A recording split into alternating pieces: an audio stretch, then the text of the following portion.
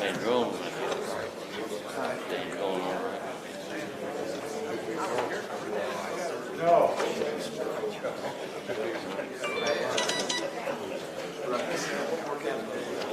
Checked it? Why did you think that?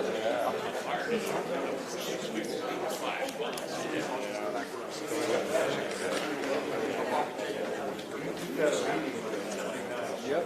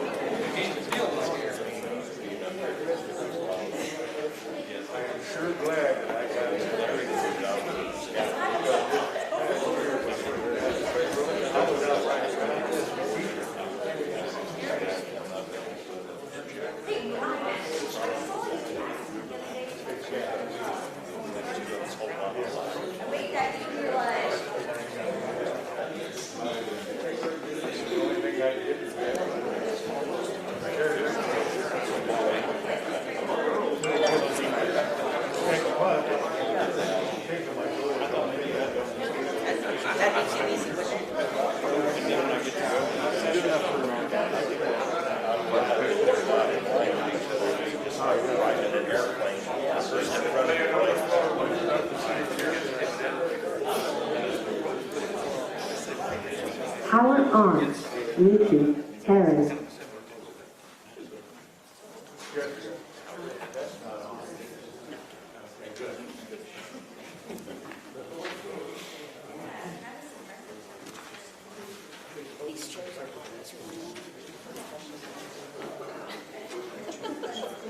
These chairs are a little bit more comfortable too.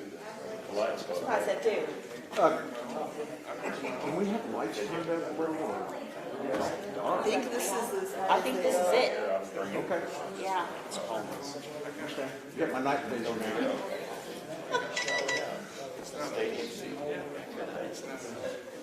Yeah, because we thought for trials we'd have to have like a little dust light because we can't read very well in this.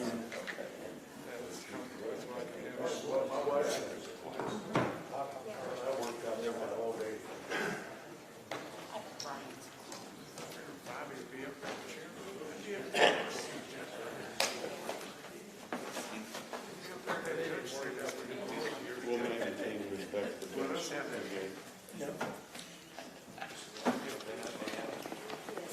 Yeah.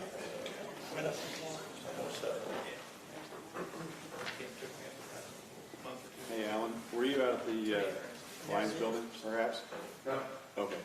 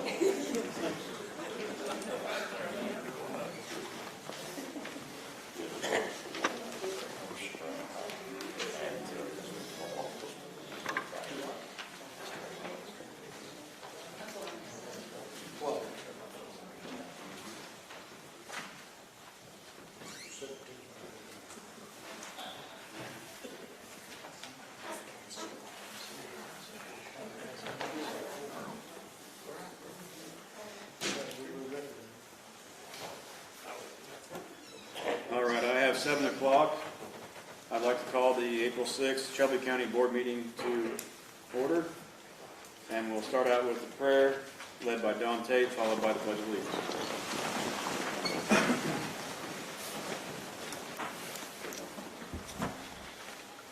Let us pray. Dear Heavenly Father, be with us this evening as we discuss matters of Shelby County. Give us wisdom to make the right decisions in these matters that will affect current and future generations of Shelby County residents. Watch over the board members and all present as they return to their homes and families this night. In the name of our risen Savior, Jesus Christ, we pray. Amen. Amen. Next Pledge of Allegiance. I pledge allegiance to the flag of the United States of America and to the republic for which it stands, one nation, under God, indivisible, with liberty and justice for all. Okay, if I could have roll call, please. Earl Baker. Here. Kenny Barr. Here. Barbara Bennett. Mark Bennett. Here. Paul Candidate. Here. Brian Kaufman. Dennis Durnovich. Here. Jesse Durbin. Here. Gary Gergany. Here. Rod Height. Here. Larry Lenz. Yes. Patrick Lyons. Yes, ma'am. Terry Metzger. Here. Bobby Mormon. Present. Gary Patterson. Here. Derek Piercy. Here. John Pogue. Here. Robert Simpson. Here. Jeff Slifer. Here. David Switz. Here. Don Tate. Here. Lynn Williams. Here. Okay, next is the approval of minutes. Can I have a motion to approve the minutes? So moved, Mr. Chairman. Earl moves. Can I have a second? I'll second. Mark seconds. As you look over the minutes, if anybody has any questions, comments, we'll open that up for discussion.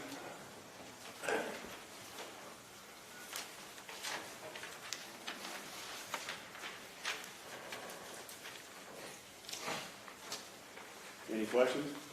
No, sir. Hearing none, all in favor of approving the minutes, say aye. Aye. All opposed, same sign. All right, public body comment. I'd like to open the floor for public body comment. Can you turn your microphone up at first? Thank you.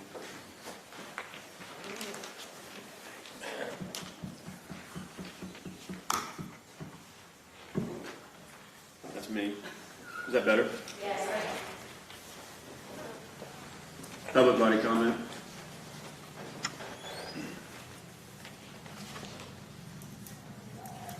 If I could whistle, I would. Yeah, sorry, Jeremy. Go ahead. Where do you want me to stand? Right there's one. Okay. I had 2 points I wanted to talk about this evening. One, I had the privilege of attending the city council meeting here in Shelbyville on Monday. And the question was asked, because the city also has farm ground. The question was asked, what is the city doing with its property tax concerning its ground?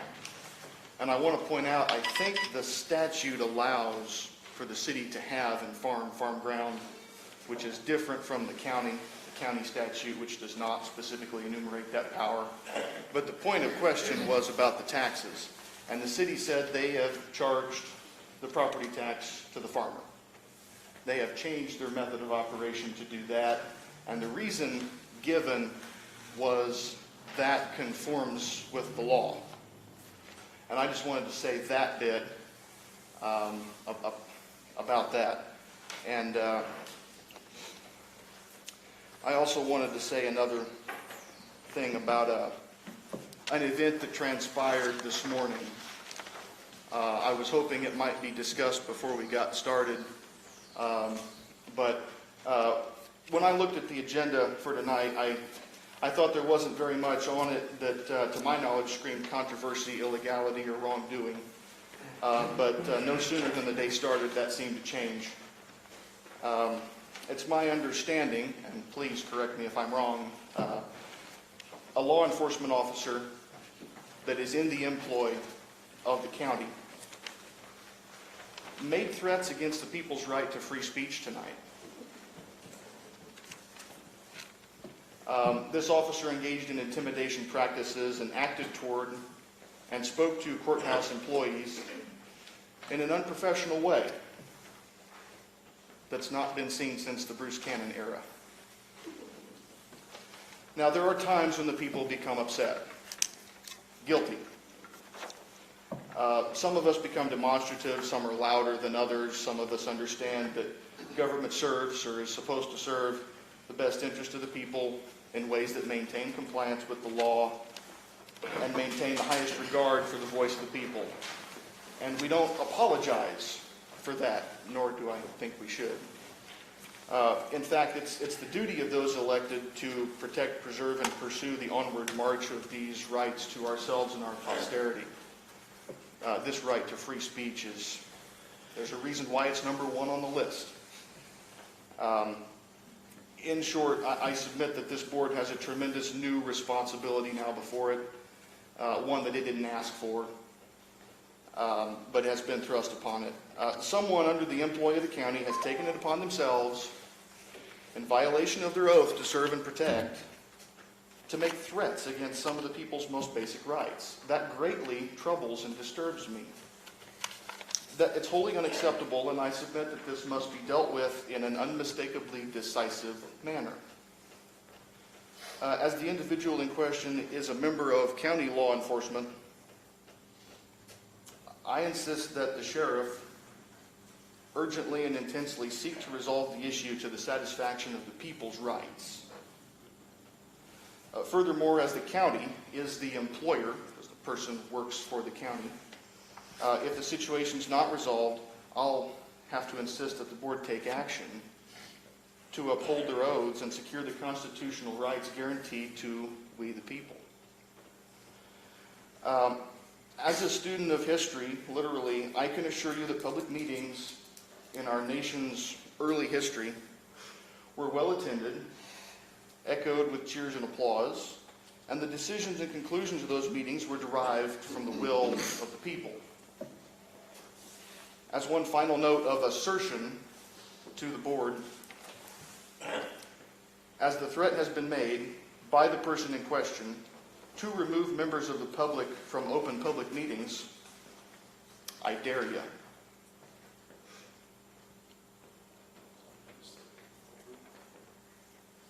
I can handle that publicity. I don't know if you can.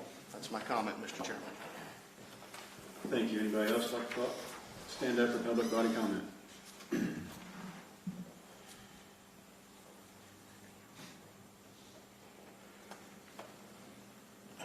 I would like to address that occurrence that happened this morning. There's a few things that need to be ironed out, and that is, this is the meeting room of the county board. I'm chairman of that board. I'm in charge of the meeting room. I'm in charge of keeping order and maintaining that. If we have a disturbance within this room, I can ask law enforcement to have that person removed with the discretion of the board. It's not like I can, at a whims, make a decision that says, I think you're out of line, need to be removed. That's not the case. The board makes a decision to have a person removed for disruptive behavior or vulgar behavior or anything of the matter.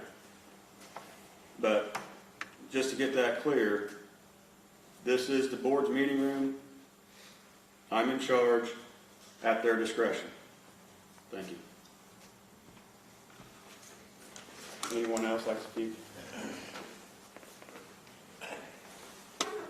Good point, Mr. Chairman. Hearing none, I'd like to move on to the agenda. And I'd like to announce the vacancy in the Board of Review, District Number 1, due to the resignation of Robin Perry. Anybody involved with the Board of Review have any indication of where District 1 is? I should have asked this question earlier and I did not. It's made up of several townships. Okay, comprised of several townships, that's District 1. So that's just an informational point. Find out where District 1 is and we'll start making recommendations for appointment. Correct? Actually, that would be up to the Democratic Central Committee to make that appointment. Okay, thank you. To reiterate what she said, it'd be up to the Democratic Central Committee to make that appointment and fill that position. I'd like to move on to Steve Mulligan on the updated March 17th through 18th drive. Thank you, Mr. Chairman, the opportunity to come address the board on our efforts to combat COVID-19. We gave you a good report last Monday where our rolling 7-day average had reduced from 3.5% to 1.4%, and that since probably early August, one of the other target metrics were number of positive tests per 100,000, and we pretty much exceeded that with our county size since early August, and the week prior we were 78 positive cases per 100,000, and this week for the first time we dropped under the metric target of 50 cases per 100,000 to less than 1, and we just had 9 cases in the county for that month or that week. So that's really good. At that point, our efforts with the vaccinations and the National Guard and those efforts took place prior to the that week of Wednesday and Thursday where we had the National Guard. That Monday, we had reported last month we had done 475 and older Shelby County residents on a drive-up vaccination clinic. That was done on March the 5th, and then, that was done on March the 8th, and on April 5th, we just did the other second dose on those individuals with 390 vaccinations with Moderna. To date, we've given 4,769 vaccinations by the health department. Of that, 1,495 were Johnson & Johnson, and 1,410 were at the National Guard 2-day event at the Lake Visitor Center. Also, of the 3,274 vaccinations left from that amount, 1,837 are first dose Moderna, and 1,437 are second dose. Right now, as of this week, the fully vaccination rate of the county is at 18.81%, and it's on the front page of your report. That is going to change significantly as we do another 400 on those second doses. That's going to add about 10%. So probably by the end of next week, fully vaccinated residents of the county is going to be somewhere close to 30% at this time. I think that's pretty good for right now. We are continuing our vaccination clinics. There is anyone that's Shelby County residents or the surrounding area. There's a National Guard clinic at Sur Bush tomorrow from 9 to 5:15, 9 a.m., both Friday and Saturday. That's open to Shelby County and surrounding areas. That's the Johnson & Johnson 1 dose. That's another National Guard clinic. If you don't want to wait that long, or you don't want to drive there, just go to Walmart. You got it at Walmart here in town. You get Johnson & Johnson vaccination right there in Walmart here in town now. So the vaccines become more plentiful. We have a lot more vaccine than we had. Our efforts on contact tracing the positive cases and that is actually your second page in this handout I've given you. We're averaging basically 1 day for test results and pretty much 1 day to contact the people and another half a day to get it into the computer system at this point. Our numbers look pretty good at this. I think that if we maintain some good common practice and rely on the safety of what we can do to help prevent this, we can do better and keep where we're at. Our surrounding counties are running between 3% and 4% positivity. There is a new variant that's been identified in Macon County last week, or actually this week.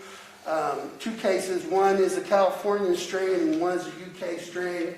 So we just got to be careful, and hopefully that we can get to the point where our vaccination rates will go up, and right now it's looking good. We only have 6 positive cases this week so far. We do have a reported death, though, unfortunately, and that would make 37 deaths for the county since this pandemic occurred. Late 60-year-old female from Windsor.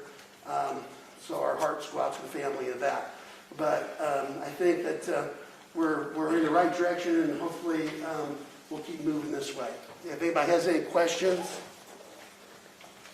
Denny? Yeah, Steve, the shots that we've already received, are they going to be effective against these upcoming strains, or do they know? No, there's some effectiveness against those at this point, and I feel that probably you're going to be in good shape. I mean, you just don't want to, go crazy and, put yourself at a lot of risk, but still, I think you'll be fine. Just as if these variants continue to mutate, we may have an issue at some point at that juncture at that point. Does that answer your question, Danny? Thank you. Steve, does your numbers include people like me that got their shots outside of the county?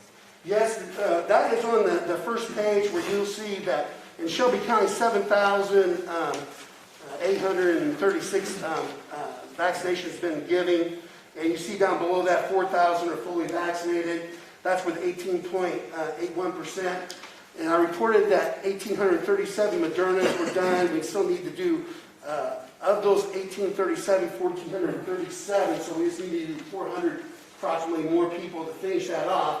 And that's going to give us about 2,000. That's going to give us 10%. That's going to push us about 30%. That was not my question. Oh, I'm sorry. Yeah, well, my question was, I got my shots at Mount Zion. It's about Shelby County residents. This report is. So my vaccination doesn't show in. No, it does. It shows in there, but not with the health department there. Okay. They show it. With the health department's partnership, all our school teachers have been vaccinated. April 12th, we open up to the public. All our nursing homes, all our group congregate settings have been vaccinated. Everything's pretty much been done at this point, other than opening up to the public. But to answer your question, you are considered in those numbers because you are a Shelby County resident. Well, number one, Okay. thank you. Oh, you're welcome. Yes, you're welcome. Thank you. Any other questions? All right, I just want to commend you with your, I've been into the health department. I've seen the way you guys conduct your business. Your staff, I'm going to applaud you. I don't do it alone. I really do. I have a great team and great county employees, and we work with other departments, and we do what's best we can for Shelby County and Shelby County residents. Well, we're thankful to have you. Well, thank you very much. Pass Thank on you. to them our appreciation. No, thank you all. Thank you, Steve. Thank you, Mr. Chairman. Mr. Allen Stoker, I'd like to give you the floor for the engineer's report. Yeah, Alan, go ahead.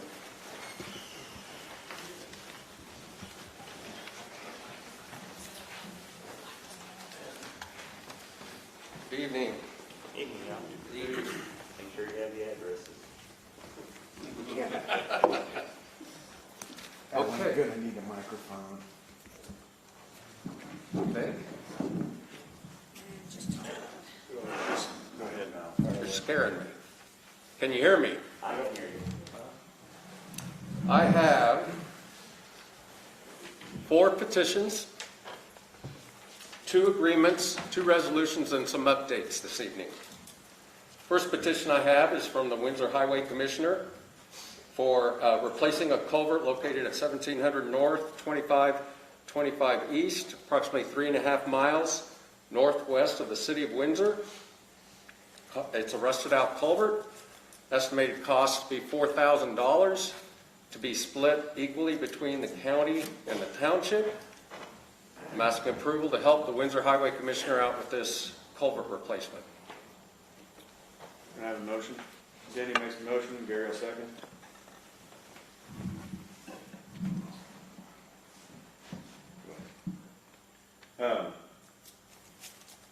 All in favor of the Windsor petition, say aye.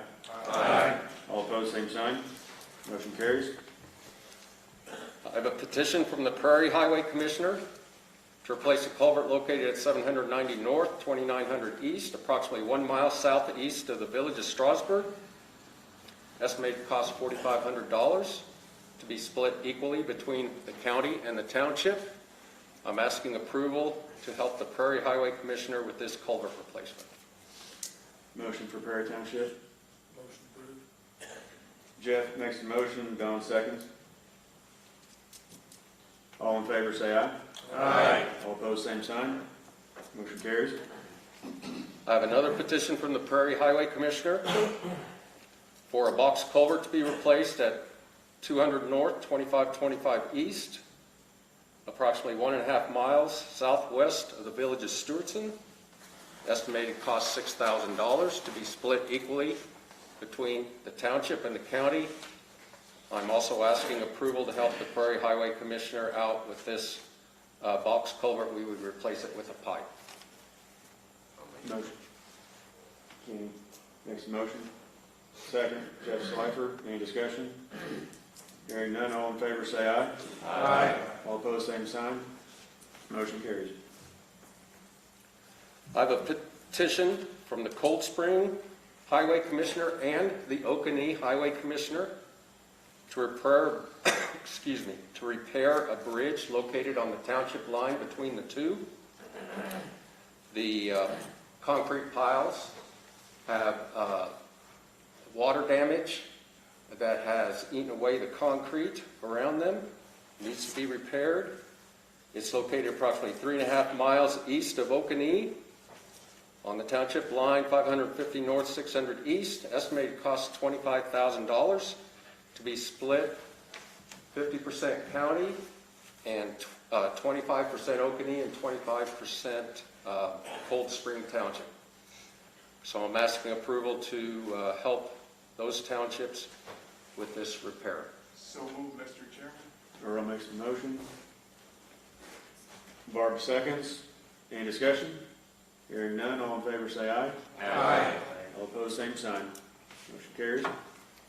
Along the same lines, to try and get this thing moving, I have an engineering agreement with Gonzalez Companies, LLC, to design the repair at the IDOT, who inspects the bridges, said a structural has to design the repair. Estimated cost of the engineering fees is $3,750. Those also would be split equally, 50% county, 25% Cold Spring, 25% Oconee. I'm asking approval to enter an agreement, for the county to enter an agreement with Gonzalez Engineering Company.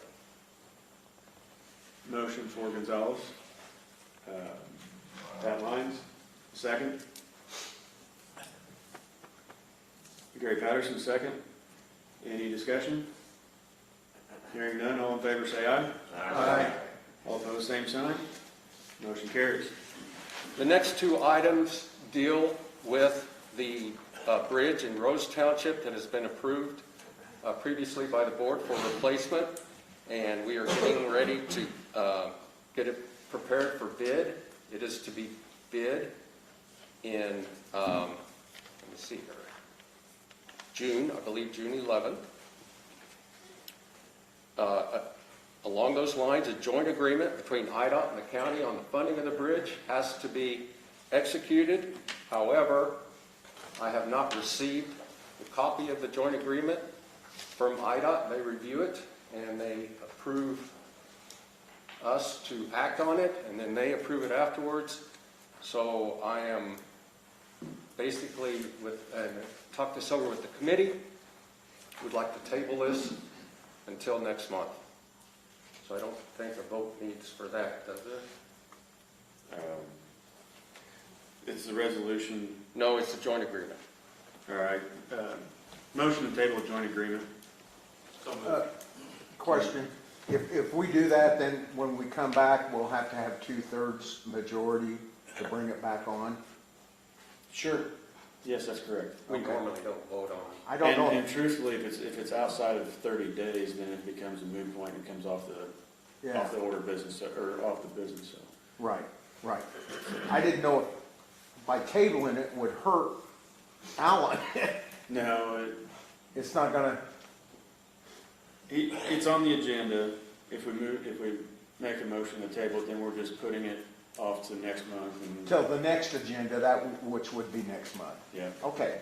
And we Give can me make the second thing. we can make a special note in his description here to untable, and we'll move on.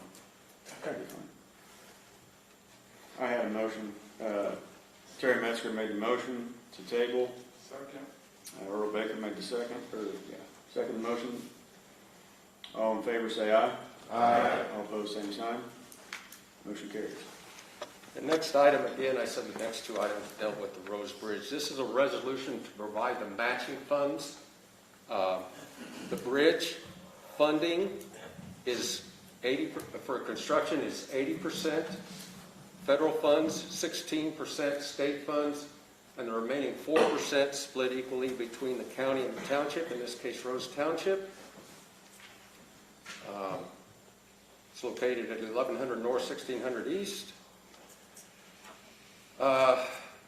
Technically, we don't have to approve this since we're not approving the joint agreement. What happens is this resolution gets approved by the county board that we are going to provide the matching funds, which is 20%, which would be 16% state, 4% local funds.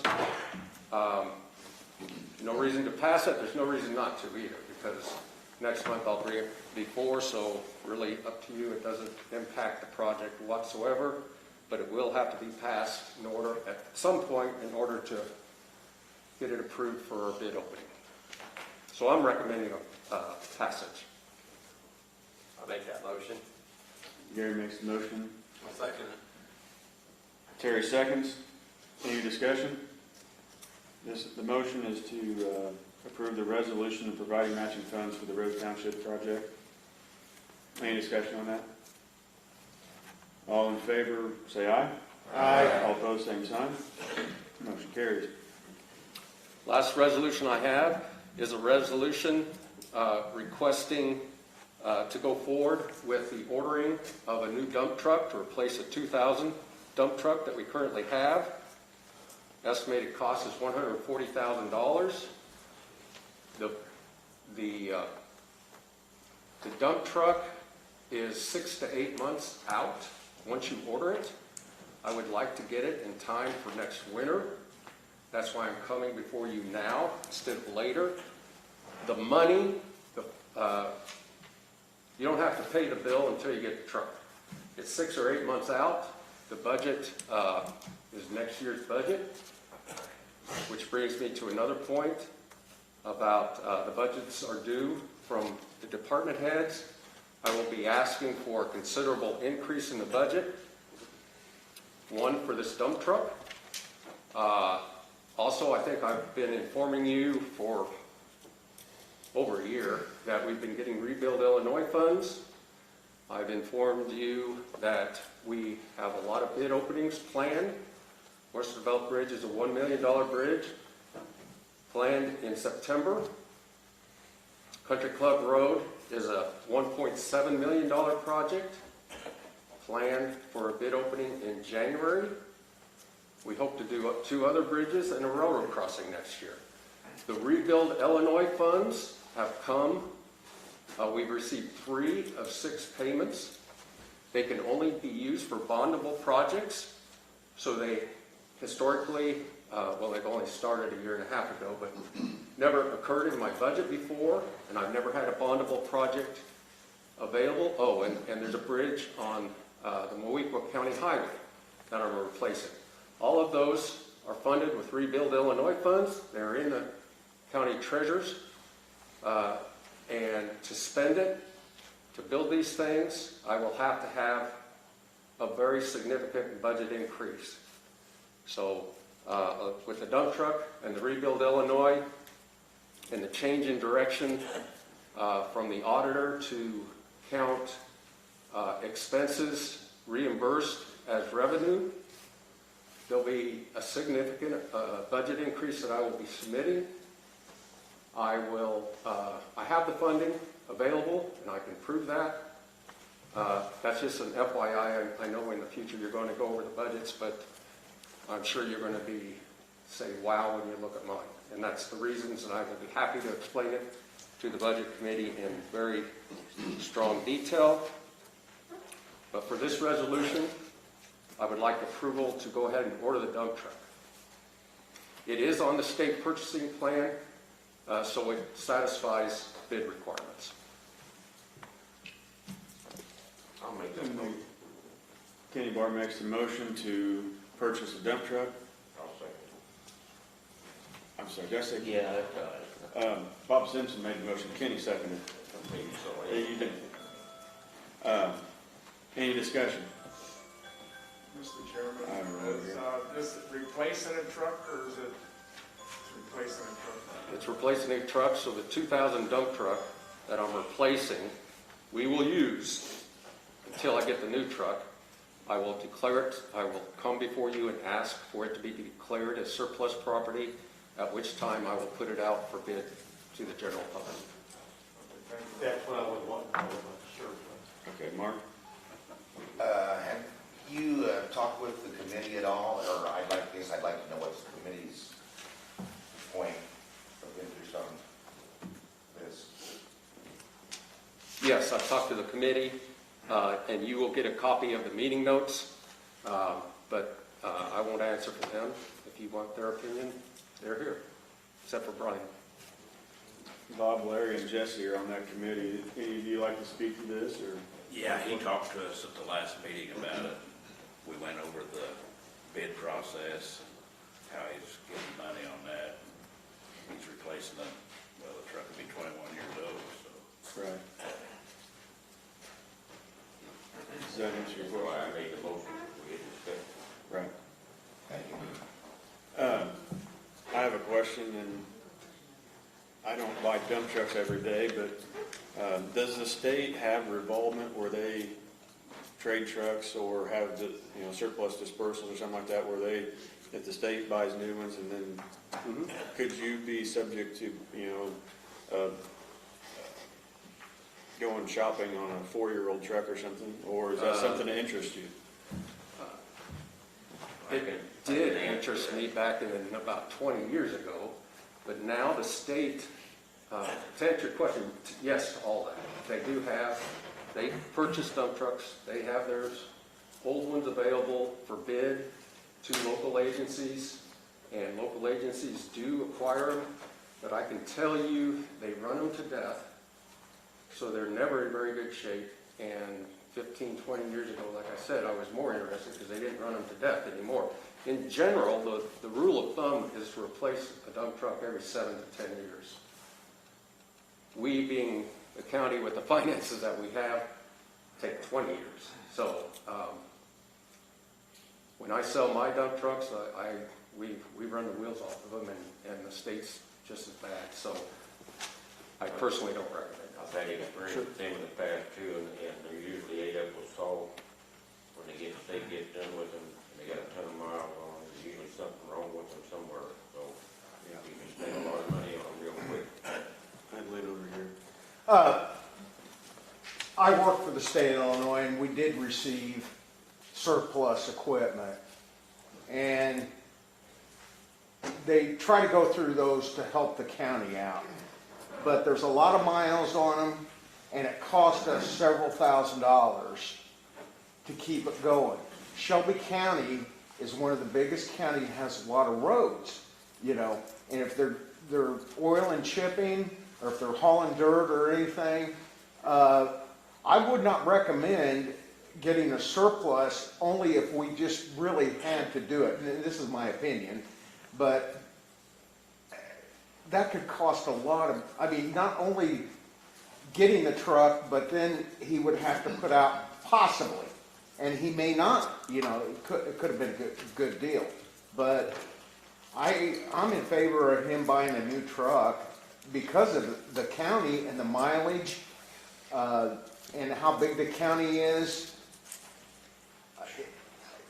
Every 7 years, this is a 20-year-old vehicle, 20 years, and that's pretty old. And I'm not opposed to the new truck, it's just $140,000. Sticker shock to me, so that's why I asked the question.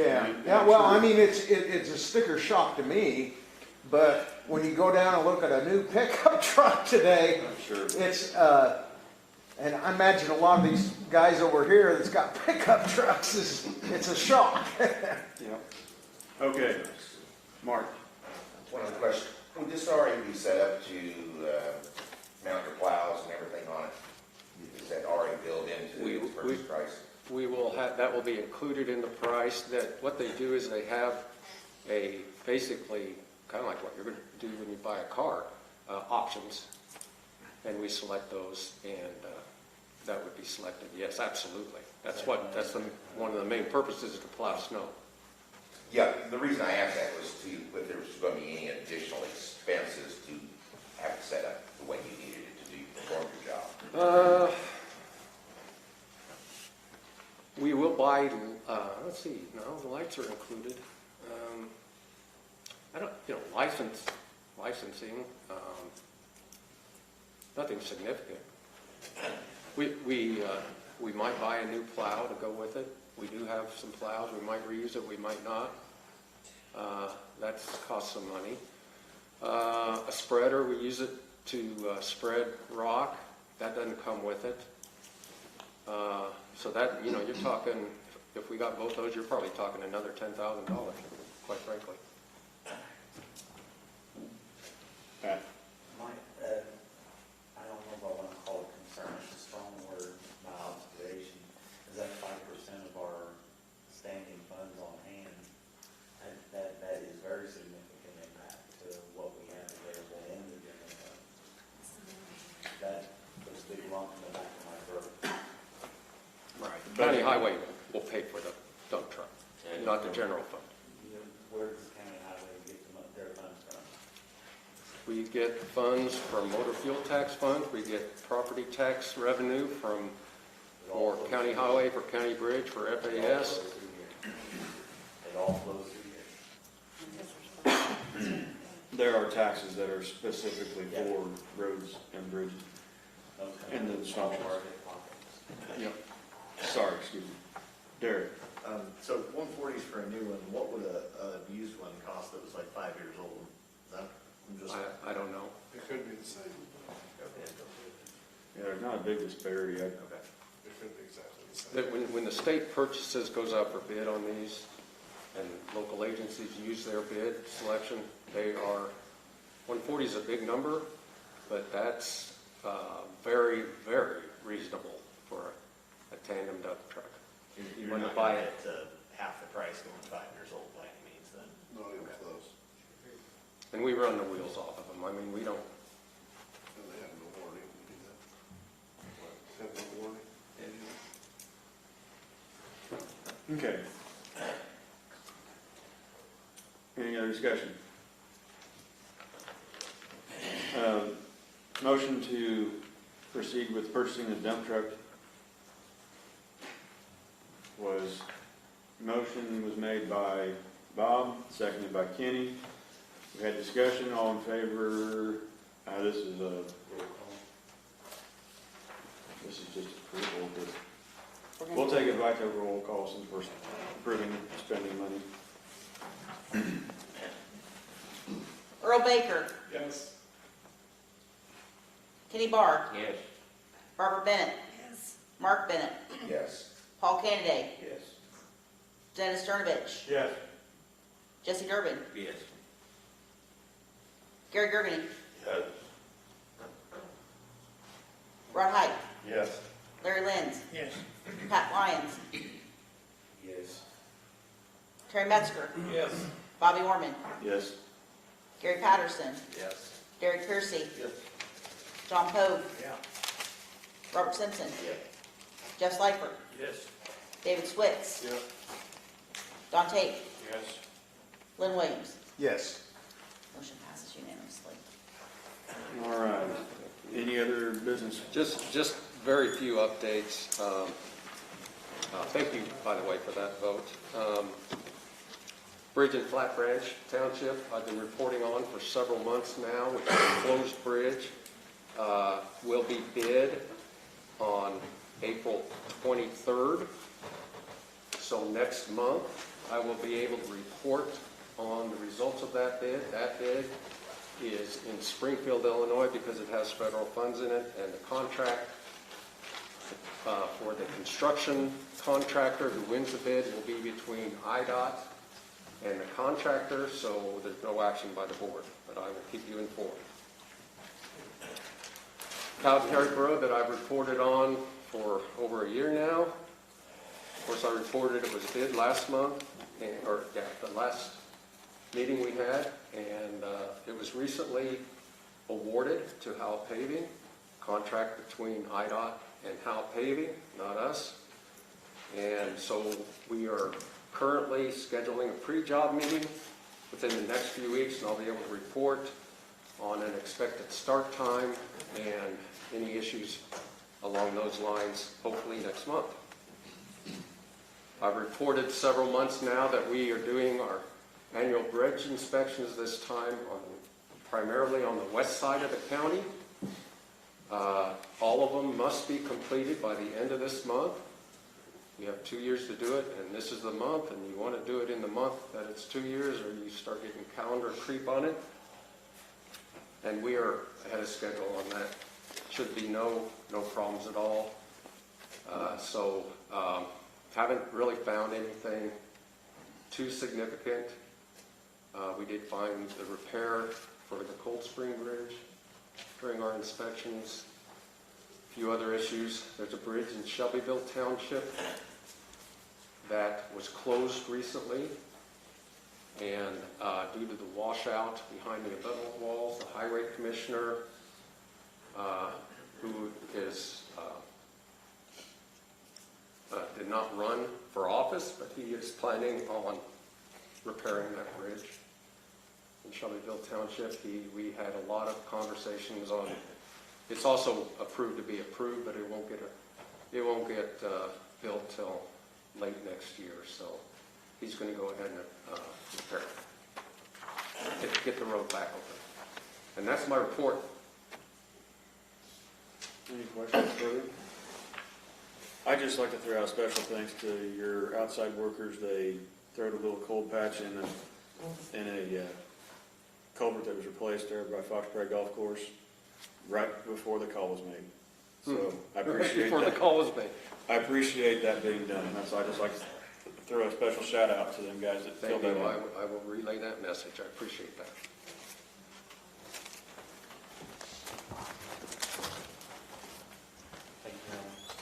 Erica, I'd like to open the floor up for the expense and revenue report.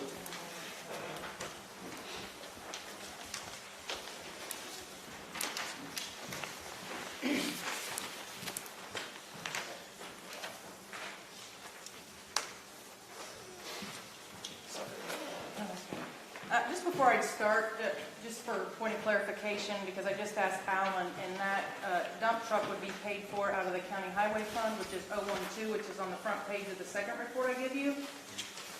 And I know I've gone over it, it's maybe been a while, some of you knew, but these funds are all of our restricted money. And so as you go through this budget process, you're going to get budgets for each fund. And Alan's got, you know, the county bridge, county highway, the FASM, the county motor fuel tax, local bridge, township construction, township motor fuel. You know, they're very good about different projects, what goes into them, where they go when the money comes in from the state or different programming, and then what those go out of. So I just kind of wanted to clarify that for him there, that, you know, it's not coming out of that general fund. Anything you'd like to add to that real quick? No, thank you for saying that. So, Thank you. and that's something, you know, I really would like us to get a better grasp on as we go through this budget process, what these funds are, what they can be spent on, which each department head that controls those particular funds, you know, that we spend these funds before we spend out of the general fund if we can. You know, sometimes, you know, that can be done. So I just wanted to add that to explain. And if you ever have questions about any of these funds and you don't know what department controls it, call myself or Jessica, and we can let you know who you need to talk to about those funds. For the general fund available cash report for March, beginning balance $2,756,563.85. You've got the payroll liability there coming out $70,596.09. Revenue for March was $252,102.97. Expenses $390,445.36. That payroll liability $71,620.50, leaving a cash balance of $2,619,245.87. Of that, $330,033.91 is restricted. leaving an available cash balance in the general fund of $2,289,211.96. So the restricted funds on the big sheet, the 330 number, that is the board's general fund, or that's the... This is just the general fund, and those restricted funds are unemployment insurance, liability insurance, and there's one more, Jessica, what is it? Can't think off the top. And work comp. Yeah, and we don't set up, separate funds for those, but some of them levied, so that has to be restricted and that can't be spent. That's why we pull that out for you. Any questions for Eric at this time? I just have one question, just to understand how things work. So since he had the money in his account that could cover $140,000, why did he need our permission to buy the truck? Well, you're still spending out of the county treasury. And to be, it's over a $30,000 threshold, so. What was the threshold? 30,000. Isn't that the threshold for approvals? How much was the truck that the coroner purchased 2 months ago? I'm honestly asking, I can't remember. It was right 36,000. So it exceeded the threshold, so he did it without asking. Yeah, that was kind of what I was keen on. Part of his was going to come out of one and part out of the other. I don't know. It seemed to me that if he found the money and he didn't need our permission, I didn't understand why Alan, if he had the money, why he needed our permission. Well, no, that's a vote of transparency, I'd say. Yeah, I appreciate him bringing it before us. I really do. I'm just trying to, in my first year on the board, I'm trying to understand how all this stuff works. I don't want to put my foot in my mouth and say things inappropriately. I need to understand how they work first. Thank you. Yeah, it's a vote of transparency is one thing. I always do that whenever I purchase equipment. The other thing is, as I mentioned, it's going to come out of next year's budget. So I wanted to make sure, prior to ordering a dump truck, that you guys were on board with it, so that you don't deny my budget. I order a dump truck, you deny my budget, I can't pay for it. Even if I have the money in the budget. Budget's just authority to spend. It doesn't give it money. Right. Thank you, Al. And I think it's, correct me if I'm wrong, it's harder to tell a department head, elected official with these restricted funds, the board has less control. It's the general fund that really you have more control. Those restricted funds are basically up to department heads to decide, because there's only specific things it can be spent on. There are specific things that dictate what we put into that bank account, and then only very specific things by statute that can come out of those. It's basically, to a degree, the general fund the county board reports on, and that's why controls or has more of a say on, and that's why we go through that report every month. Thank you for taking time to explain it. Every month we go through this like a fire hose, and I don't understand any of it. I saw another hand. Jeff. There's a whole lot of budget, a lot of items there. Is there any way you can make us a cheat sheet so we know kind of sort of where and what this is spent on? I mean, just throw a hand grenade at it. Well, you're going to see that, I hate to interrupt, but you're going to see that in your budget, because each of those funds has a number, so each of those funds on that sheet refer to an account in the budget. So when I send you out your 3-month report or your 6-month report, you're going to see what we budget and what we spend out of there. But what I want to know, what we can spend it on. There's no way she can know that, because that's up to each elected official and or department head to know what they can spend their special funds on. So that's going to have to be researched in the event the department head wants to spend a restricted fund. So it'd be on an individual basis on everything.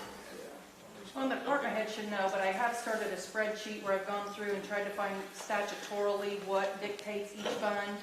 And I've started a spreadsheet with the fund number, the statute, this is what feeds it, this is what can spend, but that takes quite a bit of time, and with some of these departments I don't know much about. you know, so eventually I'll get that spreadsheet to you. No hurry.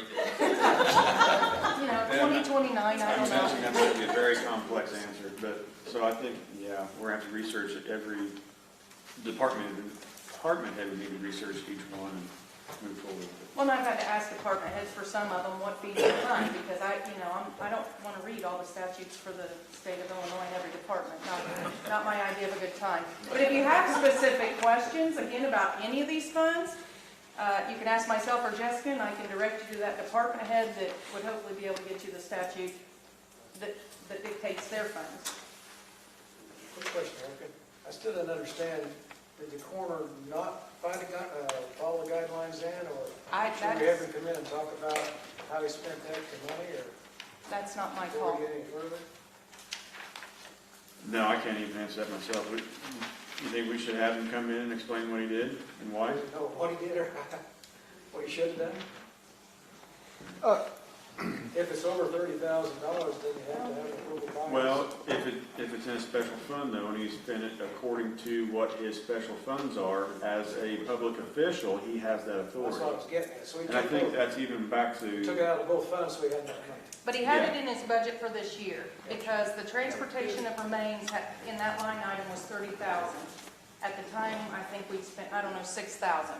Yeah. So when he got that, when he gets, you know, that van, I think roughly $10,000 was gonna come out of general fund, which he had already in his budget as a line item. He has 26 or 28,000 in the coroner's fund, because the prior coroner just never spent out of that fund. And so that's a fund that he controls, and, you know, the other portion would come out of that. And he'll still come out ahead on his budget, because that, he still won't exceed that $30,000 in his line item for this year. Okay. Lynn, question? Yeah. With that, John and I, and there's other people that were in the purchasing committee, we had observed that in there. And I would make a recommendation, instead of calling him in, but from the county board, from you, that we would send out to all people to let us know and come in, instead of just going out and buy something. Alan, you know, he come in and he said, hey, this is $100 and some thousand, and you and I are both sticker shy, or in shock here. But we just need all department heads to know, if you're going to do something, we need to write a letter to all department heads. You don't do that, and if that doesn't work, then we need to come to different measures. But I think just communicating to say that you need to communicate with us if you're going to make this big of a purchase. Not that we're trying to dictate them. You know, I think he had the money. I think it's justified. I mean, I don't have a problem with that. The only problem I have is that there was no transparency on it. And I give up the floor.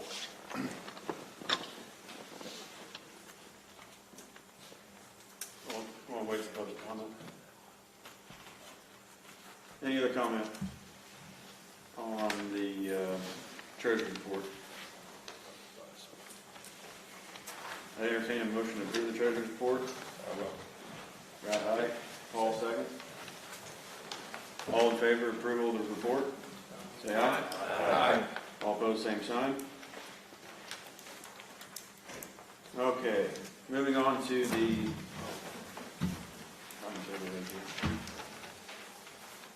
I'd like to request approval to sign the annual University of Illinois Extension Agreement for $73,333. This is a renewal with the extension. So moved, Mr. Chairman. Earl Baker makes a motion to approve. I second. Justin seconds. Any discussion? Who determines this amount, or is it? How's that? Would anybody on the cooperative extension the University Extension Board like to weigh in on this? I'm not very well versed on this. I cannot tell you right off how it is. It was voted on a referendum several years. It's a referendum amount, Is that what it is? and we get a lot of services, young and old, and there's a lot of programs going there that touch a lot of our county. Such as? Through 4-H, through the senior programs, through, they're doing a big thing now on mental strengthening and helping. They have a lot of classes that people take part in. I know I went through their diabetic course a year or so ago. Very helpful, very informative. They brought in speakers, and there's a lot of, this past year has been kind of a mess because of not being able to be in person and do a lot of the things but they've even put that out on Zoom programs, so they're still trying to contact the people and meet with them and provide the service the best they can under the circumstances. Very good. Question, Terry, I was having the exact same thought with this, what do they do? That's sad. Anytime you ask a question, you know there's somebody else that asks the same question. Any other discussion on the extension agreement? Hearing none, we'll take a roll call vote for approval.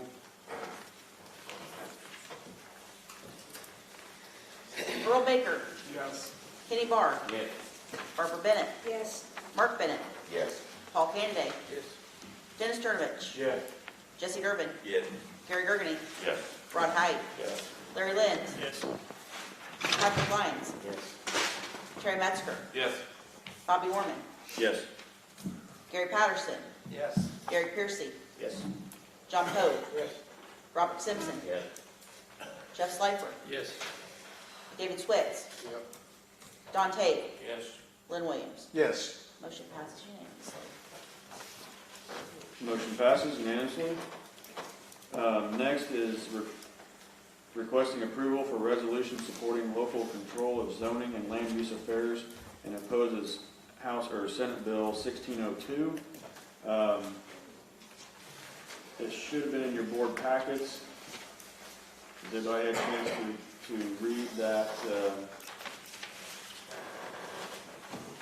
read the resolution?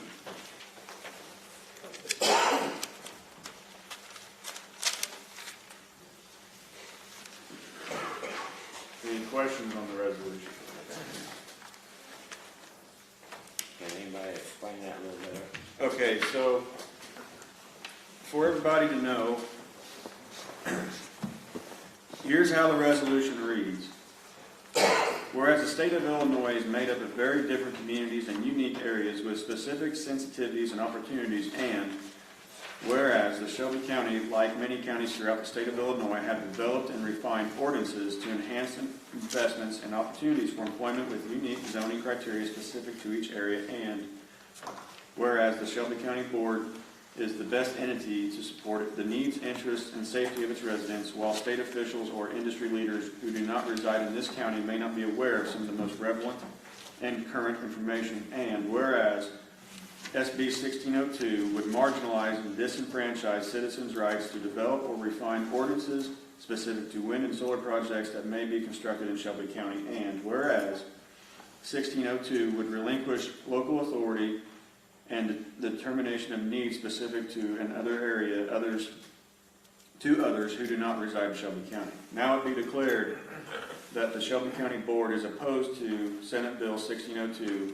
any trailer bill or any bill similar in form and substance to Senate Bill 1602, and stands with the rights of Shelby County residents to decide land use planning and development for the legacy of their communities, areas, and future generations. Basically what this resolution is saying is we want to keep the authority and power within the county to govern our own. And does that answer your question? Yeah, thank you. And if that bill passes, it'd take it away, they're trying to take it away from the county. Right. Any discussion on the resolution? Hearing none, all in favor say aye. Aye. All opposed, same sign. Do we have a motion in a second? Oh, I'm sorry. Was there a motion? No. I'm sorry. I'll make it. And Bob made the motion, Mark made the second. I just spun right off on the wheel. Motion, second, discussion. Hearing none, all in favor say aye. Aye. All opposed, same sign. Motion carries. That was a lot stronger eye the first time around. Excuse me, I got ahead of myself. I'd like to open the floor up to Under Sheriff McQueen. Thank you, Mr. Chairman. I appreciate it. I wanted to come and give you guys an update on the two grants that I had been asked to assist the county in getting. The first one was the $250,000 grant from Illinois Department of Commerce and Economic Development. It was the grant that Senator Rose and Representative Halbrook had pointed us towards. And all of the information that they had requested, I have gotten for them. It's all been forwarded to them. It's in a holding pattern at this point. I just talked with the gentleman from there last week and asked him, so I had give this information to the building committee, that it is in a holding pattern. They've got everything, and we're just going to be waiting to hear from what the next step would be if they need any additional information from us. But they have everything that they need. So I'll keep you updated on that if and when the money does show up. I'm sure Erica will let me know if it shows up. So she's been good about that. So that money is hopefully will be coming. You guys remember the CURES funding that we got a few months ago? $426,845 was the initial allotment for the COVID Urgent Remediation Emergency Fund funds that the county of Shelby got. There was also an allotment that had been given to the county health department. The county health department, talking with Administrator Malega, he is being funded by other sources at this point. So the allotment that the health department was to receive was $76,798. He is not able to use it. So the good part is that we're able to transfer those funds from the health department over to us as a county. So all we needed to do was ascertain if we had the same FEIN number as the health department does, and we do. So all it is just some simple paperwork, and they will transfer the $76,000 over to us.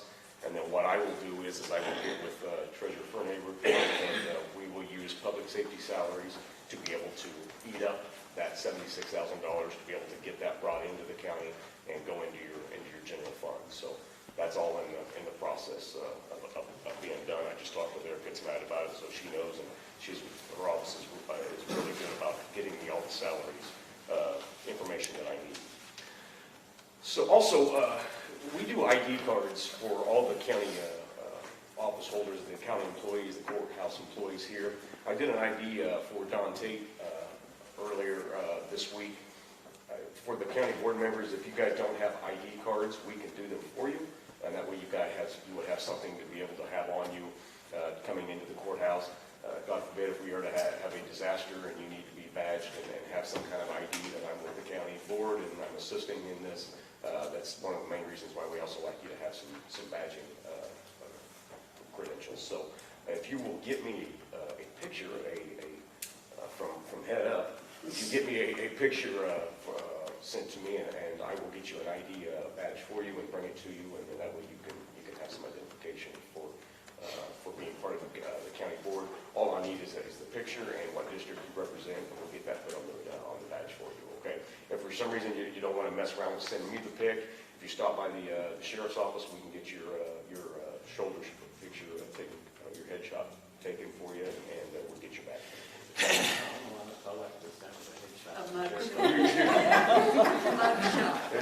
Always the cop coming out of me.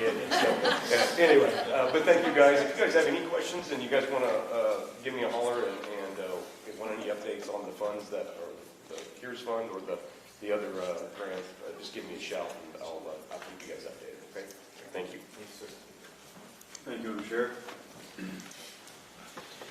like to open the floor to Terry. Yeah, I'm here to speak. Our chairman is Bob Simpson. Denny Drinovic is our other member on the zoning board. And it's kind of a sweet and sour type thing. Gary Townsend has done just an excellent job in the last 2 months of getting permits out and taking over that office and starting with not knowing much about it.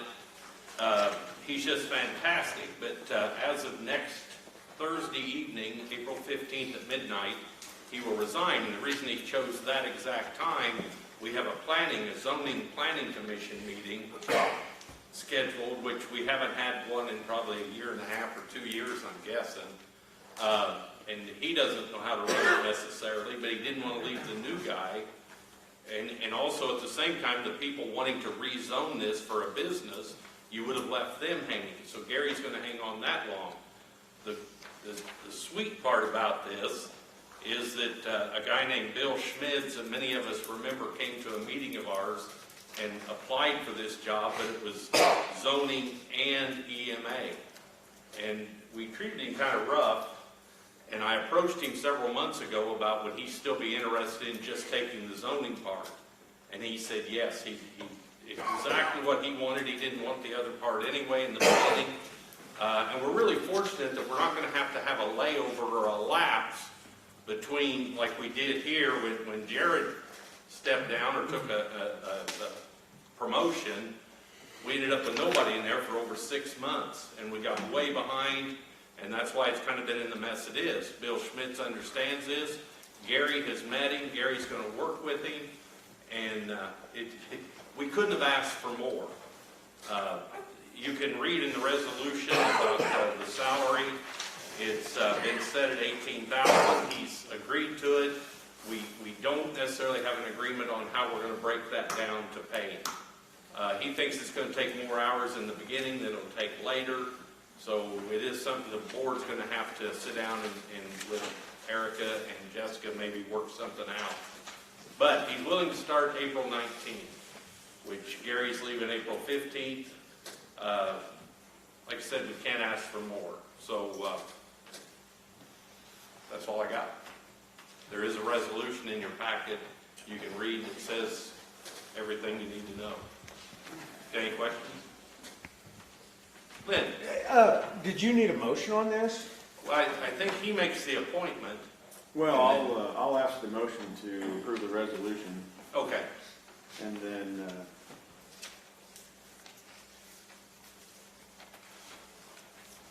approve the resolution to appoint, and then we'll appoint. Okay. Yeah, that sounds. Yeah. So is there a motion to approve the resolution to appoint Bill Schmitz? Barb Bennett makes the motion. Denny seconds. All in favor, say aye. Aye. All opposed, same sign. Motion carries. So we just approved the resolution to appoint Bill Schmitz. Well, thank you guys for backing it up. Appreciate it. 3 unanimouses tonight. Can you believe that crap? Wow. So up next, I'd like to just open up the discussion. In the last meeting, I said I'd bring to the board, combining committees and making a bigger committee. That was EMA, zoning, public buildings, and animal control. Basically, I just want to open up for discussion. We won't take long. Any major points anybody would like to bring up? I mean, I've considered, a 7-member committee that meets monthly. It's probably going to be a little more expensive. However, if they're meeting on 4 different topics every month, we're going to stay on top of things. Plus, we'll have the ability for board members or committee members to communicate with each other without creating a quorum like in a 3-member committee. Maybe 3-member committee members discuss things between themselves anyway, but I feel that, according to Owen, they might be a little hamstrung. Anyway, I'd just like to open up the floor. Any Yeah, I just have a statement here to kind of make to the board and the committee members. I was appointed to public aid, a committee that has not, in the past 6 years, or 7 years now, excuse me, 7 years. But we've never held a meeting, and we have, I don't know, we got several people on that committee, which we've never held a meeting, and I'm just kind of wondering, is that a reason for, or just to put board members on there, or, you know, what's going on, where we go, and what do we do? And Kenny? I think that's a state mandated committee, and it's just supposed to negotiate with, like a township out there having troubles, and they come to the county board, and that county board committee is who they go see now. I think that's the way it is. I'm kind of green on it, but I remembered about it when they set that up. I kind of forgot the particulars, but I think the 2 members from each party, and the county board chairman. Yeah, that's 2 members of each party. Yeah, I think 2 members from each party and the county board chairman. I think it's supposed to screen complaints from township supervisors that's having trouble or have questions or whatever. I don't know how they explain it, but that's similar to what they're. It needs to be maybe research, maybe don't need it now, I don't know. Well, I put in my notes, look for guidance on the statute to address the public aid. Yeah. Go ahead. If we need to get a hold of those people, maybe we haven't done our job. I haven't done my job, you know. If they were having problems, you know, I wasn't aware of this. I didn't really know what the job description. I just knew that I was on the public aid committee.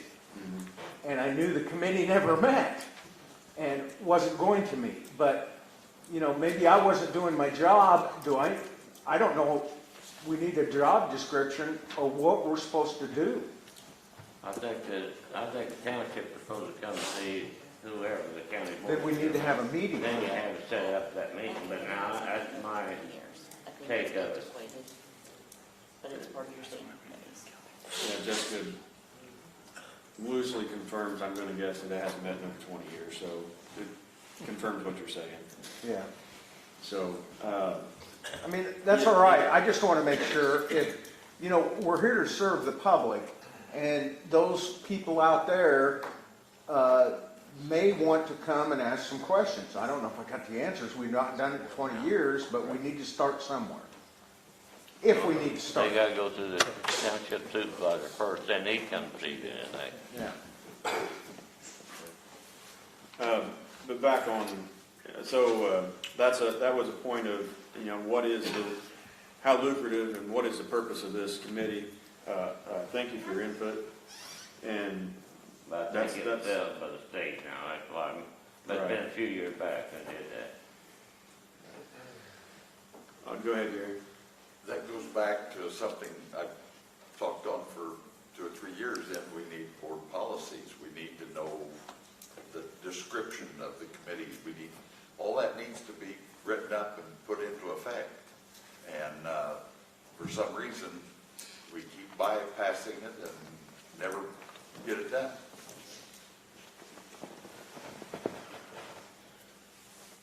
I think that's kind of in my, Bobby. Yeah, I was looking at the legislative committee. Pat, you're the chair of that with Gary and Rod and Dennis and Barb. Yeah, Rod came to me last meeting and said, hey, we need to start getting some meetings together, don't we, boss? And I just started into getting things together, and I had some personal things came up. Yeah, so, you know, to what you're talking about as far as a job description, if you will, of what each committee is supposed to do, I think the legislative committee would be a prime spot for that to happen. Those discussions and, you know, those real in-depth discussions to happen there. So, anyway, moving forward on these 4, get a hold of me between now and next month. If you've got any thoughts, or maybe a different committee than these 4. The way I look at these is, EMA, zoning, public buildings, and animal control. 3 out of the 4 have, their department head is appointed by the board. So it was kind of a way to bring those board-appointed people together, and there would be more people watching over those departments. So, and then public buildings kind of wraps up into a lot of that stuff anyway. So, anyway, like I said, if you got anything to move forward with, Gary. I just got a comment. How about assigning that to a committee? Maybe you're chair of, and then the committee can bring recommendations back. Right, that, and I would like to start working in this with the executive committee. Right. But in the next 3 months, we'll be dealing with the budget, so I just want everybody to be thinking about these things along the way. That's the only reason why I put it on the agenda for discussion. So, but no, I would like to see the executive committee look at, you know, if we're going to change the rules of order in a drastic fashion like this, it should be vetted by several members before it comes to the full board. I fully agree. So, anyway, any other questions, comments before we move on? I'd like to open the floor up now to Derek on the discussion. First discussion. Where I want to do this, I don't really want to. You're fine. You're fine. I'll go over there, actually. You're fine right there.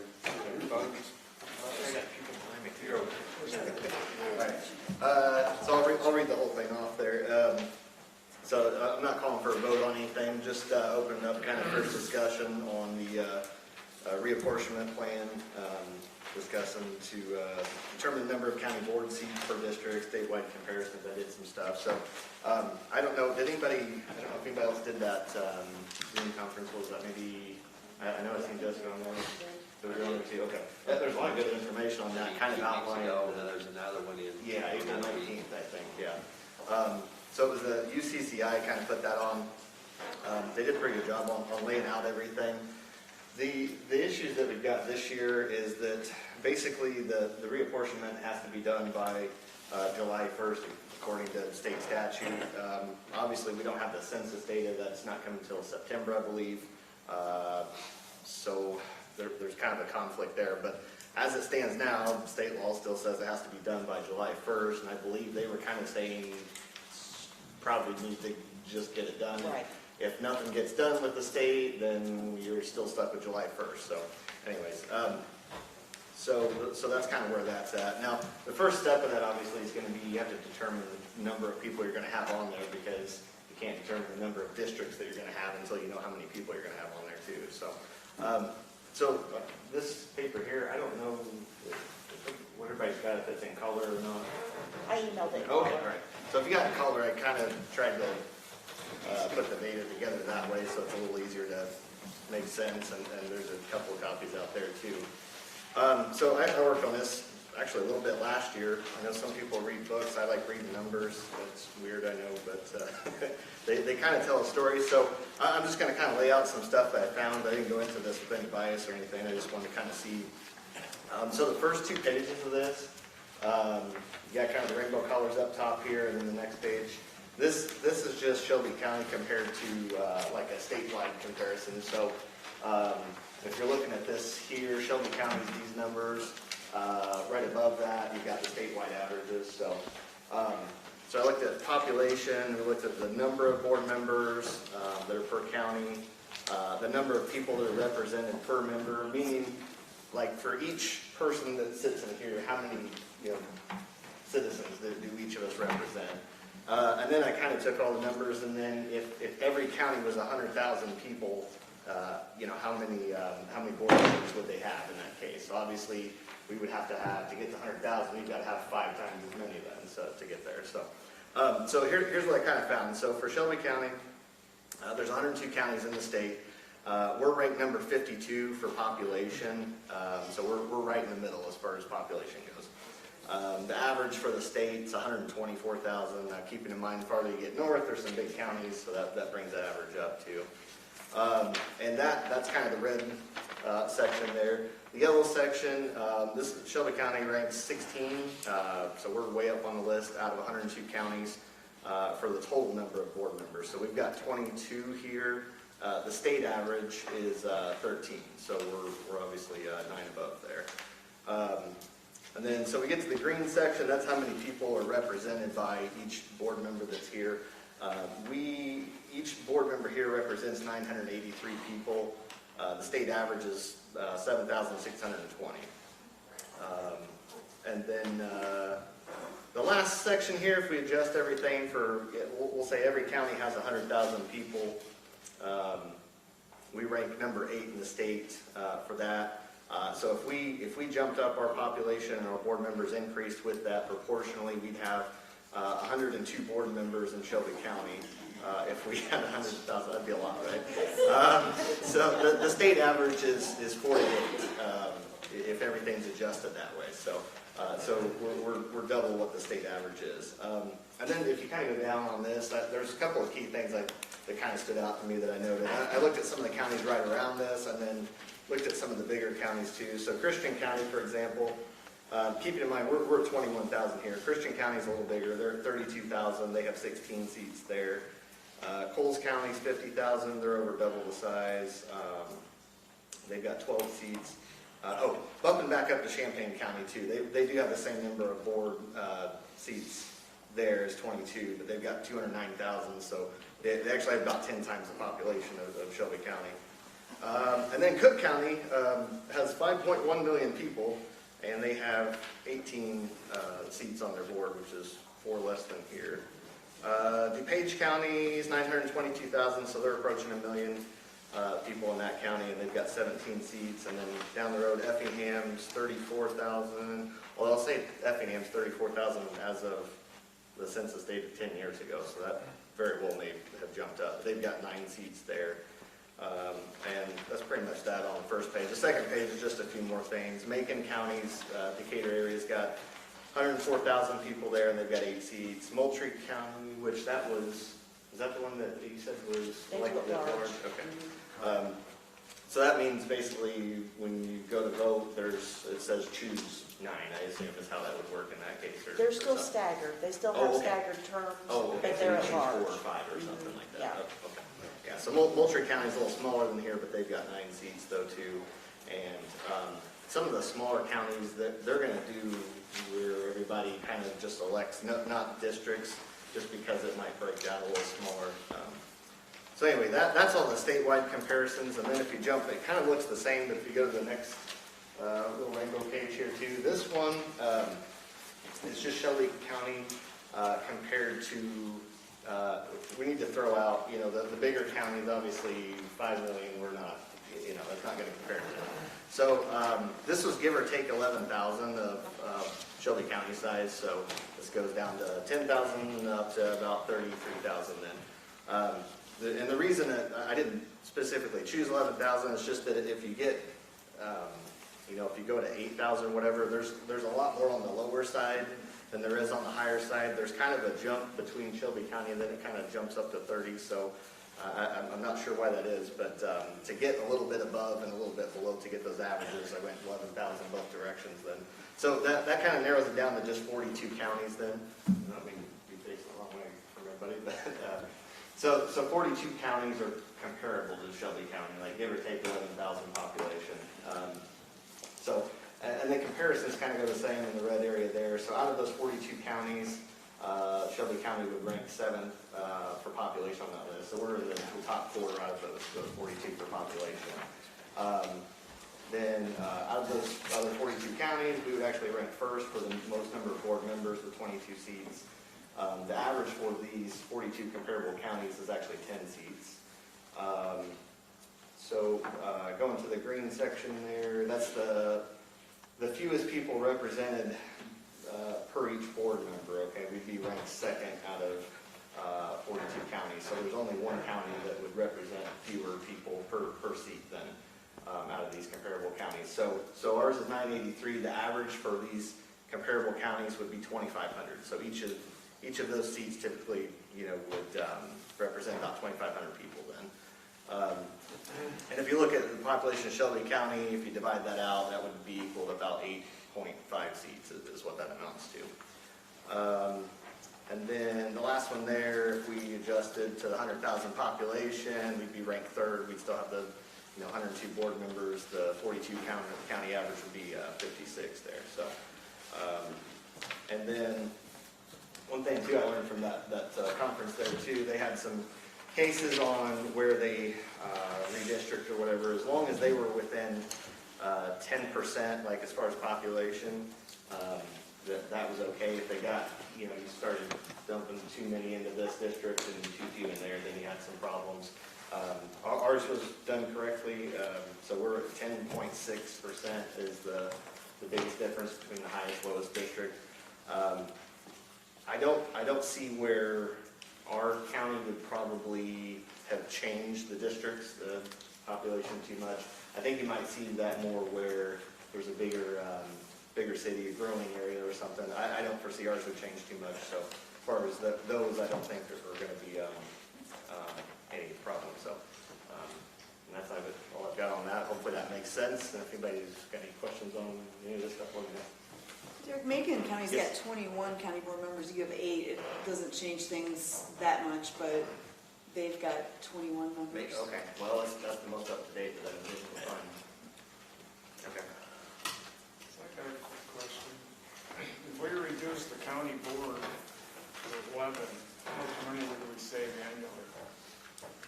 If you cut it in half? Yeah. Well, it was 54,000 is what was spent on board members and committees last year. So you would knock off 25,000, or if you look at it between now and the next census, it'd be $250,000 that would be saved. Did you compare what these board members are making in these other counties? I guarantee you they're making a lot more money. Where they shrink them down, I bet they pay them a lot more per meeting and you need to compare that. Those that stay get a raise. Yeah, the resolution, compensation resolution for the counties, you can find those at the clerk's office. And, if you want to pull comparable per capita and pull their compensation resolutions, I know Coles County is significantly different than ours.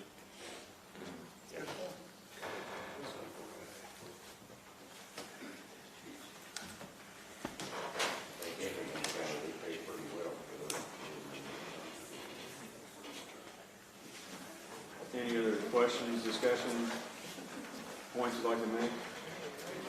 This is just informational as far as how we compare with our neighbors, I think. So, thank you, Derek. Yep. Any, Thanks, Derek. That was interesting. anybody like to report from the committees? Yes, I would. The purchasing committee met, and also the, well, we'll start with the purchasing committee. We didn't have a quorum, okay?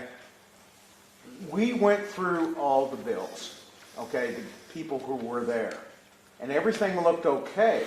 But since we didn't have a quorum, that puts me into a place where I need to report to the chair that it wasn't approved, the purchasing wasn't, of the purchases of the county.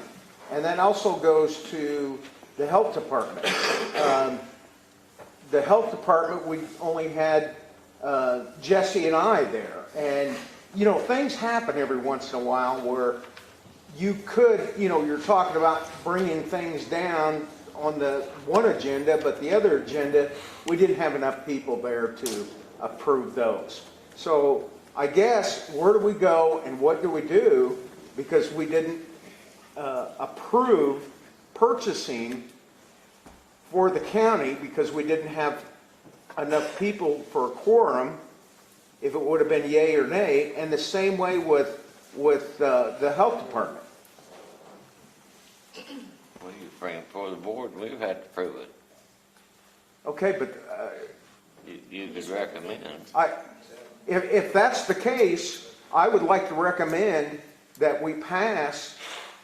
I mean, I looked at it, if there's anybody got any questions on it, but we all went through there and looked at it. I think Mr. Tate was there, and there were other people, but there just wasn't enough for quorum. So, Bart. the fees and salaries have been in that position a couple times. We just recommend for approval to the board. We don't actually approve them, we just recommend it. That was what Jessica had kind of instructed us to do, so we just recommend for approval when it comes to the board. We That's don't the actually vote we approve. took Tuesday, was to recommend to the Right, board. just recommend. And that's exactly what we did. So I'm recommending for the health department and also the purchasing committee to go ahead and pass this. Pass the approval of the claims. Approval of claims, yes. Okay, when we get there, we'll get there. I'll second that. Well, it's further on down the line. So, he was making comments about committees. Gary? I would like to also add to that, we've noticed lately that we're getting bills with sales tax on them. And we need to make sure all the departments are aware of the fact that they need to have a tax card, that they can go to Walmart or wherever they're buying supplies, and we can avoid paying that sales tax. I know it's not big money, but it's money that needs to be kept in the county treasury instead of paying out sales tax. Sometimes, we've had bills that there was $40, $50 in sales tax, so we just want to make I think we need to get a letter out to all the departments saying that, they can get a card, take with them and show the card, and that will do away with the sales tax on that. And that was that was the consensus of that meeting too. That was a big item that was brought up, that people go and they go ahead and pay the sales tax, where we could have a tax exemption where it saves everybody money, including their own budgets. So. Is that a scenario instead of working with, are we talking about credit card purchases? We're talking about even purchases where you have a receipt. Right. A lot of them come in, they've got a receipt. It could be, I'm not going to want to name any businesses or anything. I'm not going to. But taxes is included on it. So we have a tax number, and I think we probably need to research this a little bit. Mr. Tate, you want to talk about? It sounds to me, before I let Tate have the floor, I'd like to make a thought of, should we be dealing with entities that won't take the tax off? If we have... Well, that's a good question. If they won't take the tax off, we just won't deal with them. I don't know who they are, but... I think by law you have to. I think take the tax off? That would be logical that they'd have to take the tax off because we are an exempt entity, but... They need that form in hand. But they need that EIN thing. Yes, we used it. The cashiers will not know that unless you have documentation to prove, or they have a system of calling it up where they check it. I'll run back here. They have to have identification in order to register, right? Jessica sent out an email to all department heads. I have the EIN number in my office. If anyone requests it, I always send it to them and I can send it out. I just went and got a tax exempt card at Walmart a couple weeks ago so I could get some supplies. All I had to do was take our EIN number, my identification. I have one specifically for my office with me as the purchasing agent for that office. So Jessica emailed it out. All department heads should have it at this point, and we should be able to move forward. Okay, I had Don over here. I was gonna say, my business experience, if you had Walmart, you have to take your tax exempt letter in or your tax number in, and they put it on file and they give you a little card that you then in turn hand to the clerk when you check out, and then they won't charge you tax on this stuff. So that works for Walmart, and I don't know what, this is where I think most of the receipts that we saw that had tax on them were items purchased at Walmart. Like I said, some of them didn't amount to very much, but a dollar's a dollar.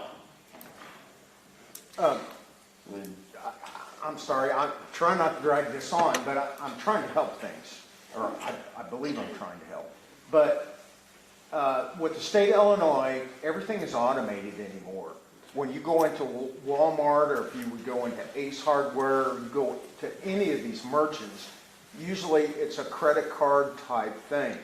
The undersheriff right here talked about the county cards, but they're automated in there where if you would go to any vendor, we just need to make sure they have the number and the right number for, they got different codes for different things. You got contractual, commodity, you know, we could be running into that. It's something we need to research, you know, and it's not going to happen in a day or a week, but there's some things we need to research to make things better, you know. We can recommend to the office holders to try to get that tax exempt out there to the vendors.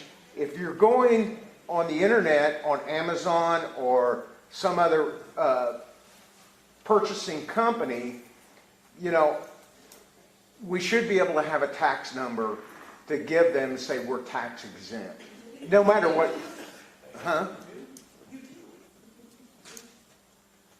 Anyway, there should be a place on the website where you can go in and put that exemption number in. Is that what you're saying? Yes. Well, that's something for the department heads, I think, to research. And honestly, that'll the letter from me or the purchasing committee, as far as to the department heads, you know, find out, get the number and get your vendors situated so we're not getting charged sales tax. I'll put that back on the purchasing committee.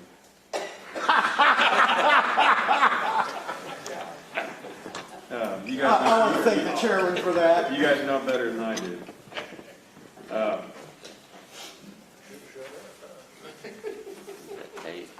Any other committee reports? The farm committee, let me report on what we did. Sure, go ahead.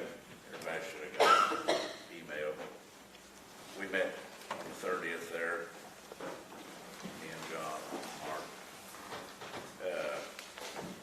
Nicole was there and explained the difference between licensing agreement and talked about she was going to look on, still looking into leasing. John mentioned something he found on leasing. I presented all the cost of returns if we do a license agreement on production, what's going to cost to put corn and beans out. One option was just put all beans out, which would have been a little cheaper. And but it's getting later like this. I mean, we're not late yet, but we need to get something planned out here.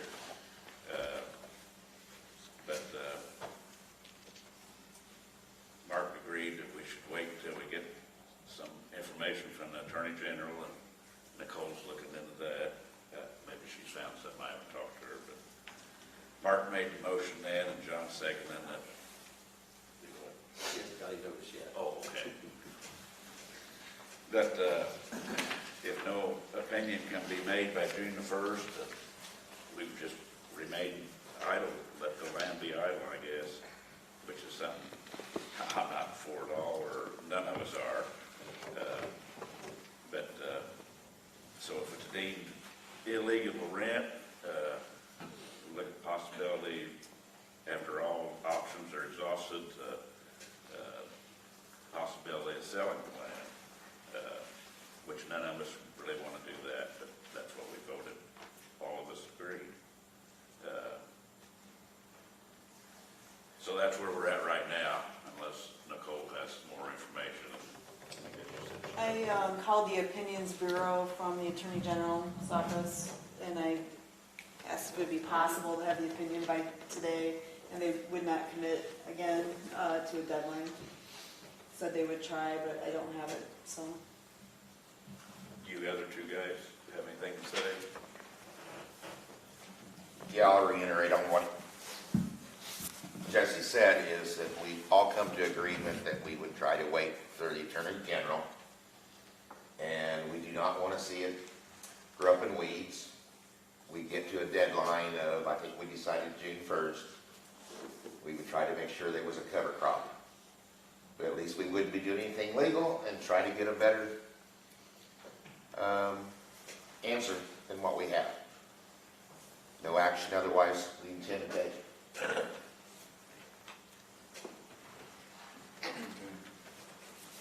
Thank you, Terry. The question I keep hearing more and more at the local coffee shop and around is, if we can't farm it for profit, can we sell it for profit? Yeah, I've been asked that quite a few times. Well, So, what can we get that money if it's illegal to use it? What are we gonna do with the money if we sell it? the statute says we can sell or convey land, so we can sell it just as easy as we purchase it. But The profit part of it is the capital gains. That's another rabbit hole that I'm not well versed with, but it was purchased 150 years ago, plus or minus, so. how do you refund the people that purchased that 150 years ago? How do you refund the people that, As a county. well, the people that you purchased it from got paid for it, Somebody had to put the money out. the taxpayers. Are you sure it was all the county, or was it other individuals? No, it was tax dollars that paid for it. That's been proven. That was in that sale agreement. I think Kenny would be the only one who would buy it. That was in the sale agreement. I haven't had to pick it. He didn't hear it. I haven't had to pick up my gavel the whole night. So no, the sale agreement back in 1867, there was an actual sale from a family to the county. So, I'm asking, did some of the money come from donations by the public? I'm totally. well, if it was donations, then it's donations. And those are usually generally anonymous and non-refundable. I mean, that's my take on donation. Neither was it gifted like originally thought. There was a lot of discussions about how we acquired it, and there was the thought of it was gifted to the county, and that turned out not to be either. So, Mark, you had something? Yes, in the document we read, the only wording on it was that the state mandated that each county purchase 240 acres. Doesn't say exactly dollars from the county or state.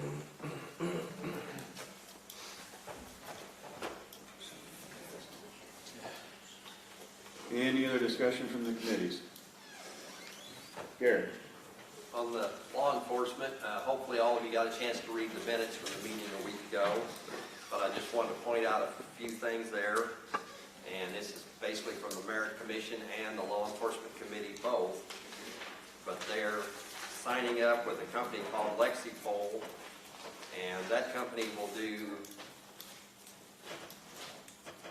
they'll advertise, recruit, and recommend to the Merit Committee employees to put on the list. And they're recommended to go this way because we currently only have 4 people on the list, and those have been on the list for quite a while, and I think the last time they advertised, nobody applied for the job, which is pretty common, and with the current new law that just started, they know that's not going to get any better, so they went with this outside company, and this company will give us a policy manual, or not give us, but they're going to provide a policy manual that covers all the current laws and everything we have to comply with. They're going to provide us all the current training that they recommend. They're going to issue daily bulletins. And all these manuals are going to be digital from this company, and the manuals are going to go to the corrections department and to the deputies. And every deputy, every correction person, it'll go to their computer. So they'll get daily bulletins, they'll get a policy manual, they'll get a training manual. It's all going to be digital. And so they basically want to make sure, because this law is changing and a lot of new things are coming in, that we are up to date and we're following all the policies. And so they're going to take a 1-year subscription with a company called Lexipol, and the subscription with that company is $11,684 a year, and that's going to take care of those 2 departments in this first year. And Sean in the department is going to compare what they come up with the first manual and make sure everything that Shelby County has in their manual that should be in the manual is in this new one. So he'll verify that we have everything we need to start out, but then they will keep us up to date. And then my first comment was wrong. The other company then they're going with is IO Solutions, and their only job is hiring and recruiting. And that's a national company that's all they do. They advertise, they recruit, they recommend the candidates, and then the Merit Commission can recommend who they want to be tested, and this company will test them. And that'll be approximately $2,500 a year, depending on how many candidates there are, how many tests they request. So there's just an estimate on what that'll be. But there's two companies that they're going to employ to help with the recruiting and to make sure that we're up to date on everything that's going on. And for all of you that look at your news every night, you see what's going on in the world, and we cannot afford to make mistakes. And that's the only way you're going to keep up to date, I think, is to have a company like this, and that's on top of it. And like I said, there's going to be a bulletin coming out every day, just whatever the topics are. The next thing I want to point out, we currently have 24 to 25 inmates every day over here at the jail, and the capacity is 28, so they're running pretty close to full capacity all the time. We also discussed our liability insurance, because just like the other two items, that is going to change with these new laws, and so we're questioning what our costs going to be, what will our coverages be, but what's going to change in that over the next year. So that's something we just discussed. Nothing we can do about it at this point, but we know there's going to be changes to it. And the last thing is we talked about, in order to basically get these people on the list, to get them past the test, and then hire them, we've got to have a competitive benefit package. We've got to have competitive payroll, which we always have. We meet on that on every contract. But, currently, we also have a residency, and they have to live in Shelby County, or they have to live in Shelby County by the time their internship is over, or their probation period. Yes, I have to use the right word. So you have to live in Shelby County by the time that's over. We just lost a deputy. Actually, I think this is his last week, but we just lost a deputy, and he's going to a city next to us who's in another county, and they don't have a residency. So we lost a person to somebody who didn't have a residency. And so we need to do something to boost our ability to recruit people. And we've got people that are going to retire. We've got people that are going to take jobs in other areas. We need to have a way to have people on that list that we can get them back in here. And the next thing, you've probably also read in the papers, the task force, the sheriff's department has been very busy in Shelby County, and the sheriff's looking for a place to store evidence and seize property. And all that was in the minutes, but I just wanted to bring that up. There's a lot of key things going on over there right now. But the keyest one is probably people. Because things are going to happen to people. It's just not Shelby County. It's all police forces are going to have this, so they've signed up with some companies to help us out, pick good people, get them trained, and we want to make sure that we stay in a good position. Any questions on any of that? Yeah. Is this coming out of this year's budget or next year's budget? Has he got the money in the account? Yes, he's got the money in the account to budget those two, Okay. yes. He's got them budgeted already. Yes. Well, his budget's large enough to accommodate this, yes. I would like to add on that residency. I know City of Pana has 2 officers who live in our county, and, they're not required anymore. I don't know whether that's something we need to go to or not, but I know it's kind of against that, but it seems like they're all doing it. There's language out there that would reference response time versus actual county line. It's more of a response time thing, so they can live just outside the county line and be just perfectly fine. But that's what neighboring agencies would That's probably what have. they do, and they're not all the same. So they they just set up something to try to get people in that are already trained, already experienced, and, Right. they've got an advantage that we don't currently have. Maybe we should make that our advantage. Well, it's our advantage right now because we've got a contract coming up this fall, so. Right. We're gonna be having a chance right away to That's in talk about that subject. That is in the FOP contract? Yep, it's in the contract. Yeah. I can read it off here. It's section 25.7 residency. It's just one line. It says all employees must establish residency upon completion of probation, but may reside at any location within the county. That's it. Right. So when we're negotiating this contract, we'll definitely address that. We'll probably look at opening that up. We would sure like that to happen, yes. Any questions regarding anything else he brought up? Well, that was an awesome update. Appreciate it. Any other committee reports? Bobby, I'm just a forward statement. Yeah. I'm going to start scheduling these legislative, so look for that.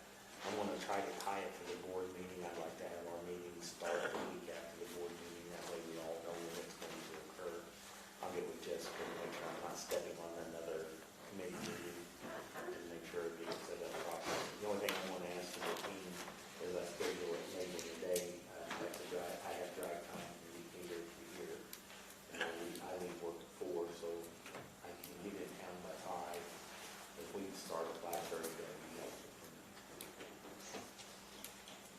And first two items of business that I would like to have on the agenda, and Bobby, I'll work with you seeking guidance, is to get the purpose of each committee defined in writing.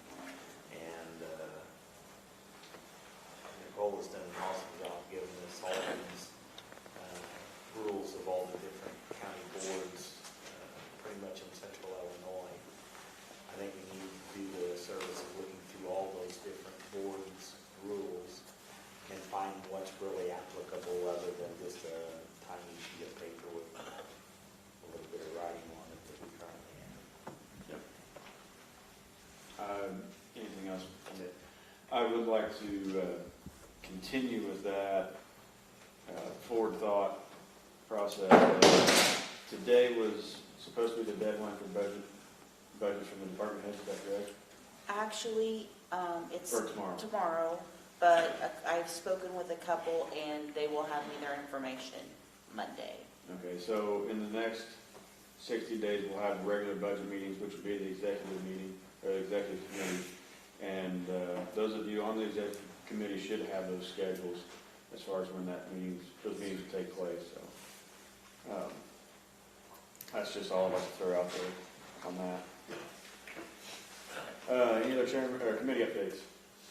From the Public Buildings Committee meeting, I just this evening received some more information about the concrete work to address the drainage problem we have at the courthouse. And at this point in time, we don't have any kind of recommendation from the Public Buildings Committee.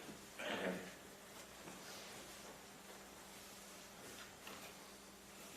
Any other committee reports? That's a bunch of them tonight. That's pretty good. Moving on to chairman updates, I have none. Anything I would have updated you on, I've already done, or it's been on the agenda.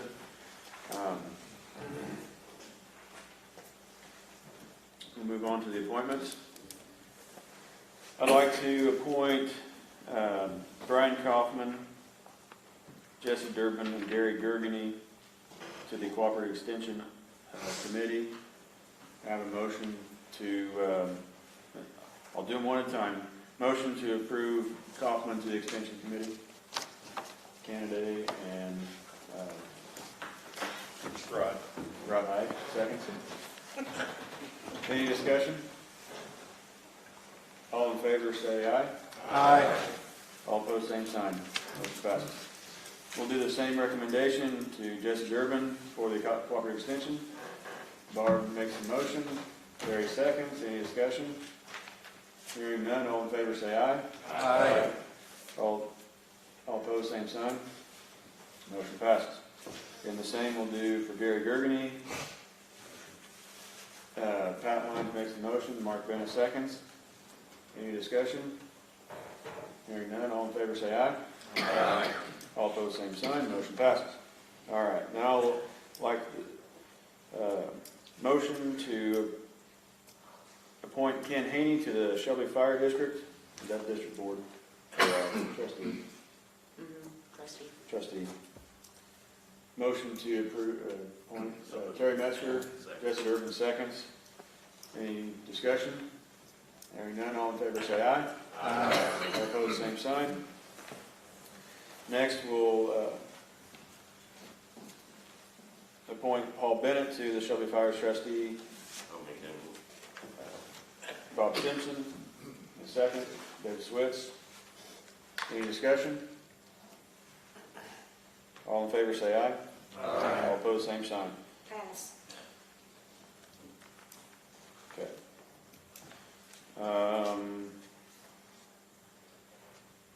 Next, I'd like to appoint Tim Upoff to the Finley Fire District. Trustee. Denny Durnovich makes a motion. Don Tate seconds. Any discussion? All in favor say aye. Aye. All opposed, same sign. I'd like to appoint Don Selby to the Tower Hill Fire Trustee. Bob Simpson makes a motion. Barb makes a second. About got tongue tied with Bob and Barb. Sorry. Any discussion? Hearing none, all in favor say aye. Aye. All opposed, same sign. Motion passes. I'd like to appoint Tom Cole to the Windsor Fire Trustee. Gary Gerke makes the motion. Can I get a second? Larry Lentz makes the second. Any discussion? Hearing none, all in favor say aye. Aye. All opposed, same sign. I don't have anything correspondences. Anybody have anything correspondences they'd like to bring? Now we have approval of the claims, which we've already heard that there was not a quorum in the committee, but the members that did review were approving. So there is no official approval of the claims coming out of committee. We just make an approval. Motion approves it. Barb makes the motion to approve the claims. Pat Line second. Any discussion? Hearing none, we'll take a roll call vote. Earl Baker. Yes. Kenny Barr. Yes. Barbara Bennett. Yes. Mark Bennett. Yes. Paul Canaday. Yes. Dennis Durnovich. Yes. Jesse Durbin. Yes. Gary Gergany. Yes. Rod Height. Yes. Larry Lenz. Yes. Patrick Lyons. Yes. Terry Metzger. Yes. Bobby Warman. Yes. Gary Patterson. Yes. Derek Piercy. Yes. John Pope. Yes. Robert Simpson. Yes. Jeff Slifer. Yes. David Switz. Yep. Don Tate. Yes. Lynn Williams. Yes. Motion passes. Motion passes unanimously. I'd like to open the floor back up to public body comment. John. Okay. I listened to your discussion on the tax exemption and immediately brought to my mind things that we found in other places in the state. And I would encourage you to develop a written policy dealing with the use of the tax exemption and make all your employees and officers sign that policy and have some stiff penalties for violation of the policy, because if they use it to purchase personal items with, it's tax evasion, and it's improper use of the tax ID number for a tax exemption number. People can get in trouble for that. And when you do that policy, you should probably review any credit card policies, have stiff penalties for violations of that, and have all your people that use the credit card sign that policy saying they read it and they understand it. That's all I have. Thank you. Thank you, John. Over here. Yes, you, sir. All right, hello. My name is Gary Lynch, resident here in Shelbyville. I have just two questions. First one was addressed to Lynn Williams. In a couple of meetings, you talked about one of the rescue vehicles needing replaced. Is that the big unit with all the equipment on it? No, it is not. Okay. they've got another vehicle. But what they were wanting to do is, Gary, there's sometimes they can be called out multi-times. It's very rare, but it can happen. And also this is used for training. The other vehicle, what's the name of the? Bravada. Bravada, yes, thank you. But the big vehicle, no. Well, that Bravada, just a comment on my behalf, is that was purchased with not tax dollars. It was purchased with donated money and fundraisers. And the county agreed to pay upkeep, maintenance on that vehicle, the insurance, that kind of stuff, with the agreement that the chief that drives it pay for the fuel. And I'm sure that's what's happening, and that's what's happening. I just don't feel. You know, I'm going to interrupt you right there. I need to check in to see if the person driving that is paying for the fuel. They should be. I don't know. But I need to check on that because let me back that. When this first came about, I was up there. I was the assistant chief of the fire department at the time, and the county board did not want to purchase that vehicle with tax dollars. So it was brought up that the county would maintain the truck if they got one gave to them or donated or however they did it. And unlike Pana, a local business donated them their vehicle. Yours was purchased through some fundraising money that the department did and through local donations, like, and I don't know for sure, but like the Halbrooks and those guys all donated money kind of deal.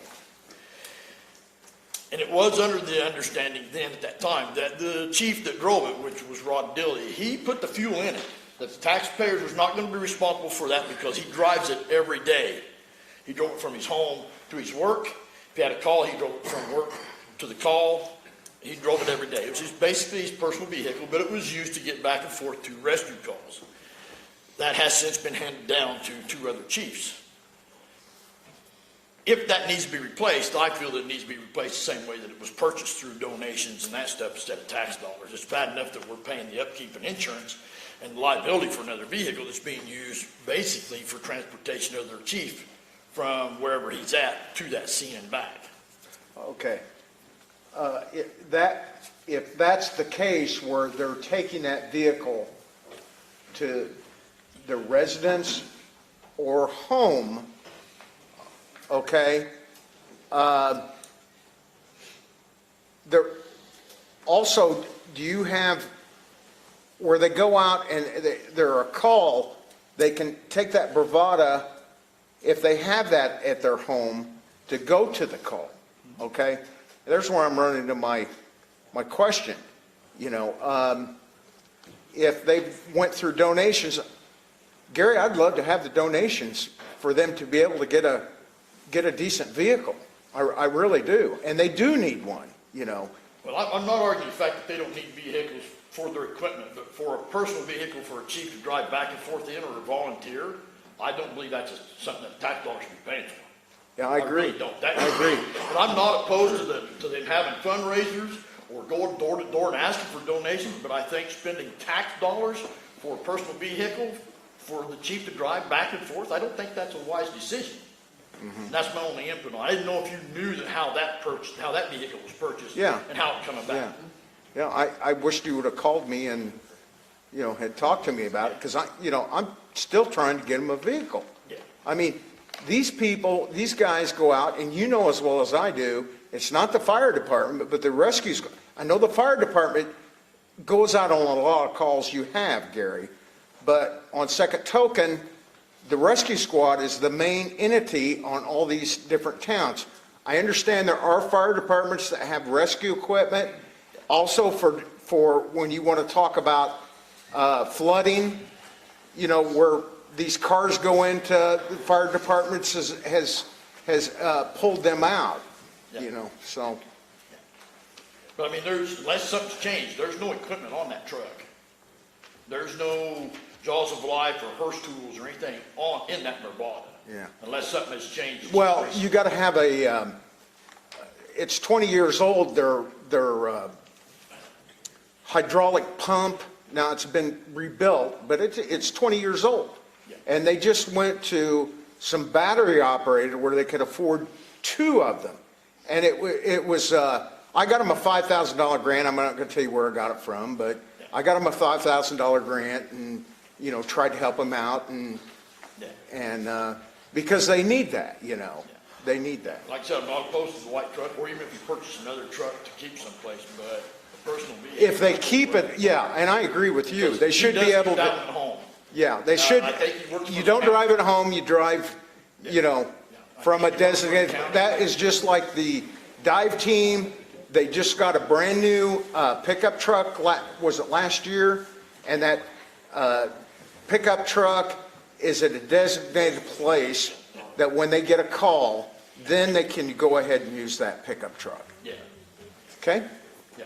And that's just my opinion about the Bravada. You know, it doesn't need to be replaced as a personal vehicle. That's just my opinion. The other thing is, and it's directed to you, Mr. Chairman. Can you give me the names of the people that you guys have put on to the Christian County 911 board? We have issues. Every other month, all the fire chiefs in Shelby County meet at Shelby Fire Station, discuss policy changes, new trainings, that kind of stuff. We all have issues with the way that 911 is being ran over there, and we've talked with Mickey on multiple occasions, and we think we are stuck now. We're to a point where she's not denying the help, and it's going to get me wrong, but we're not seeing any improvement in the issues that we have. So we would like to talk to whoever those board members are that Shelby County has to see if we can't get some more help that way.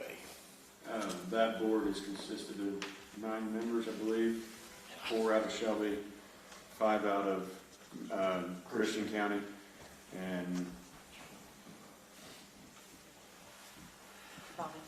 Shelby's members are Troy Agnew, Sean McQueen, myself. yourself, and Ramiro Estrada. Ramiro Estrada from Assumption. Yeah.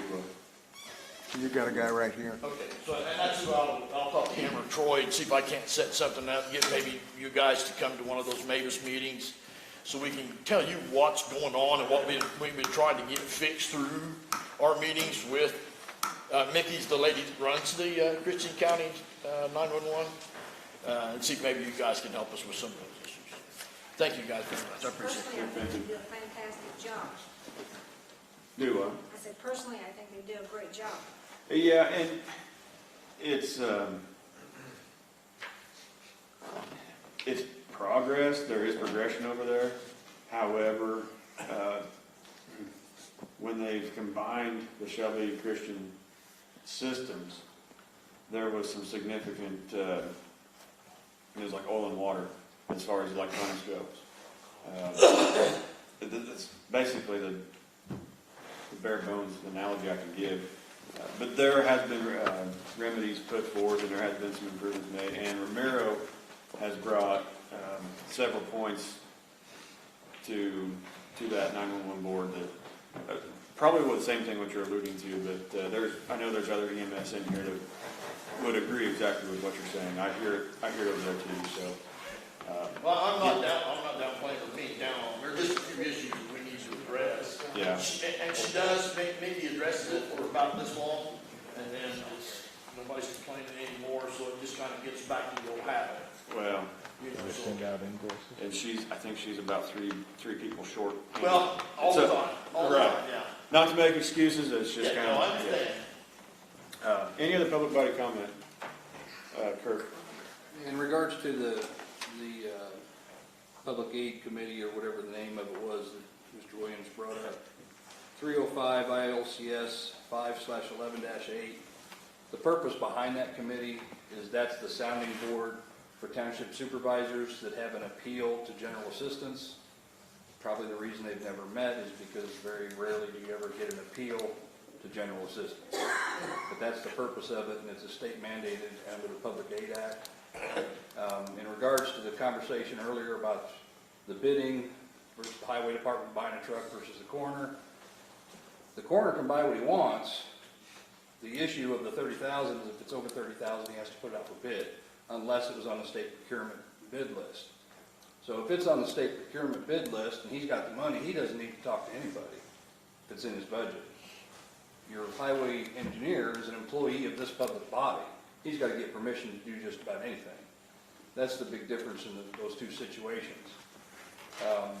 The other thing, your past audits, I know you guys are getting hit with a big financial ding on the audit because of past practice. I understand that the sheriff received another $5,000 for shop with a cop. The past audits have talked about turning those funds over to the treasurer. When is that ever going to happen? Because so far it still hasn't happened. He's managing accounts that the treasurer has no access to. So that's something that needs to be looked into and addressed, because the audit's addressed it, but it still hasn't ever been done. The last thing I've got in regards to Mr. Williams' comment regarding a $5,000 grant, we'd love to know where that grant came from. I think the public has a right to know. He said he wasn't going to tell anybody. I think the public has a right to know, in the efforts of transparency that he's interested in. We'd like to know where that grant came from. It was a donation. It was, We still like to know where it came from. Mm-hmm. It's a public record. Can you show me the documentation on that? You betcha, be happy to. I mean, I'm not trying to, You bet. but I want to see it. You bet. We'll send it with the FOIA request. We'll give you the actual statute. Be more than happy to. You betcha. Okay? I'm gonna stay back here. Anything else? Kurt? No, sir. Thank you. I have a concern with the comment you made about residency of the sheriff's department. If you're not a resident of the county, you really don't have any, you're not invested in the community, and we're paying for their salaries. A lot of places have residency things. I think it's kind of I think you should ask yourself, why don't want people come live here? Instead of expanding that and trying to figure out what would make them want to come live here, instead of, saying, go away, expanding borders. Just a thought, food for thought.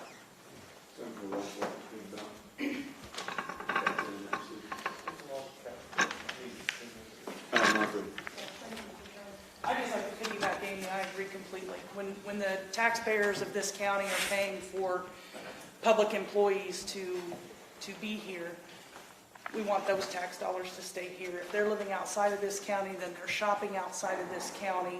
Their property taxes are going outside of this county, and I, for one, just feel like they should live within the county, and agree with Amy. If there's something that there's a reason that they don't want to live in our county, then let's address that and make it a more appealing place for them to be. The second thing I just want to say to Garrett, thank you. That information you presented tonight I thought was great. I'm sure it wasn't a short period of time to put that together. I, for one, and for the shrinking of this board, I think it's going to save the taxpayer dollars. I think it's going to make meetings more efficient and more effective. And it just seems way out of whack for me that taxpayer dollars are going to pay for a 22-person board, given the numbers you shared and where we compare to where everything else is. So I don't know if that has to be voted on and you guys decide by July 1. But I think if that's what you have to do, you might try to find a way to reach out to the public and get some feedback on that and see where the support lies. Thank you. I had, Mr. Pope. No? I'll go over here to Terry. Just the one little comment about working in Shelby County or out of Shelby County. It works both ways. I think about all the Caterpillar, Firestone, Staley dollars that came into this county that people worked here and the money got spent here. So if they'd have taken that approach up there that we're thinking about taking here, a lot of money wouldn't have come back here. That's all. It's not a government job. Hold on. I had some over handed over here. Yes. I was just going to respond just like Terry and like I think Bob mentioned, and like probably several of us know, we have law enforcement people living in Shelby County paying taxes here that are driving to cities and counties away from here to work. So we're getting their tax dollars. They're getting our people.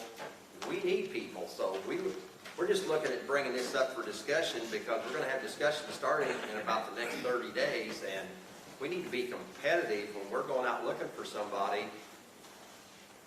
if a lot of our candidates are not coming here, it may have nothing to do with residency, but we just gotta look at some way that we're competitive in that market. We're gonna need officers. Martha. It's public body comment, and I made a comment. Carrying to your comment, since you commented back, Caterpillar is a private industry. I'm talking about Shelbyville taxpayer dollars paying sheriff's deputies. That in my world is an entirely different situation than whether Shelbyville employees go to Caterpillar or ABM or anywhere else outside the county. Just like it's different than if folks that live in Decatur or outside of Shelby County come to the paper factory to work. What private industry does with their dollars is up to each and every private industry and employer to determine, and the taxpayers have no say-so over that. I'm speaking as a tax-paying citizen of Shelby County. Thank you. Go ahead, John. John, just put your hand back. Adjourn. Hold on. Mr. Chairman, I got a comment about that. I had that situation when I was police commissioner in Braidwood. What you wind up doing is strapping yourselves and not getting the best employee when he might live 2 miles outside of the county. You want to be mindful of that when you're setting up restrictions of where you have to live. In another situation, you might have a husband-wife situation where one's working near, one's working there. So you need to be mindful of what you want the best for the county money too. If I'm going to, hire someone, I want the best for the buck that we can get for the county money that we're spending. That's just a comment too. Any more public body comment? Just very, very short. We need to address the root cause. They're staying in Shelbyville and they're leaving to go to another county. Why do they not want to work here? They're living here. We're collecting stuff. But they're working elsewhere. Are they leaving for more money? What's the reason they're leaving? Same way the engineers want it. Any other public body comment? Over here. Both of you raise your hand. Back to the tax exempt part. I've been a business owner. It is very easy to be able to buy tax exempt Walmart, Family Dollar, Dollar General, CVS. You can get set up to do that anywhere. I'm not saying every county employee should have access to be able to do that, but I think you were making a big deal on how hard it is to do that. And it really is not hard to go, do that and set yourself up at those places for tax exemption. I know because I did it at many, many places. So that's number one. Earlier in the meeting, we were talking about the University of Illinois money, and somebody asked somebody on the board, and I don't know if you're showing your names up, and I don't know people, Terry talked about how did you get to this amount? And everybody talked about all the good they did and everything they did, and I'm not disagreeing with that, but did I miss the answer on how you came up with that amount? Or is that amount more than last year, less than last year, the same as last year? It's the same. But I never heard how you got that figure. It stays the same year over year from what I'm hearing. Okay. They're rumbling over here. It stays the same, and it was due to a referendum, correct, Larry? Years ago. Years ago, there was a referendum. Okay. And then,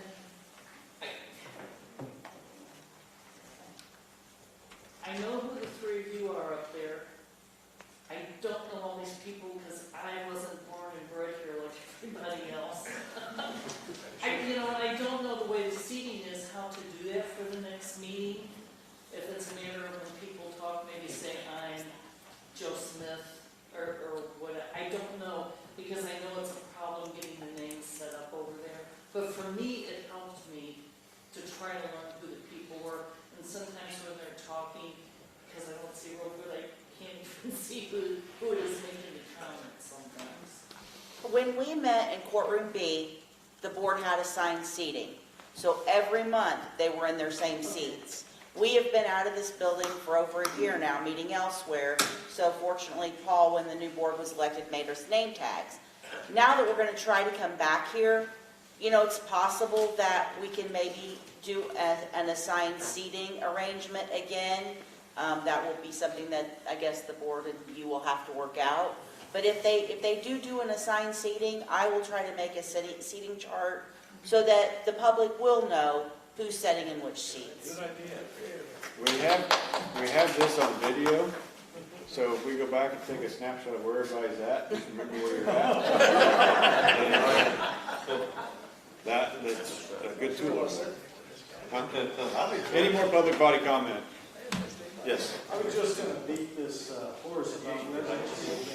I'm not telling you guys what to do, but every community I know has some type of residency requirement. If it's not live in the city, it's live within 20 minutes of the city, or live within some distance. You guys got to make that decision. But I have seen communities around St. Louis that have officers that didn't want to live in the community, and there was a real reason. They were killing people and that kind of thing. But that's you guys that have to answer. I think Shelbyville's a pretty good place to live. I guess that's since I live here. Thank you. Thank you. Thank you. Jeremy. Real quickly, I wanted to say two things. We talked about the purchase of a dump truck for the highway department versus the purchase of a vehicle for the coroner. And we're talking about why doesn't the coroner come in here and ask for whatever he did? It was January at the meeting of the full board. He came in, he asked, he spoke, and he was informed he had the money that was already in his budget, and he could spend it how he chose. So the coroner's already done what was asked of him, and he did it 3 months ago. So I just wanted to remind the board that what some board members said they wanted done has already been done. Well, that was Actually, what he said, to he be was told to bring back a business. Yeah. What happened at that meeting was that business was tabled because he didn't have the numbers in front of him that we could review.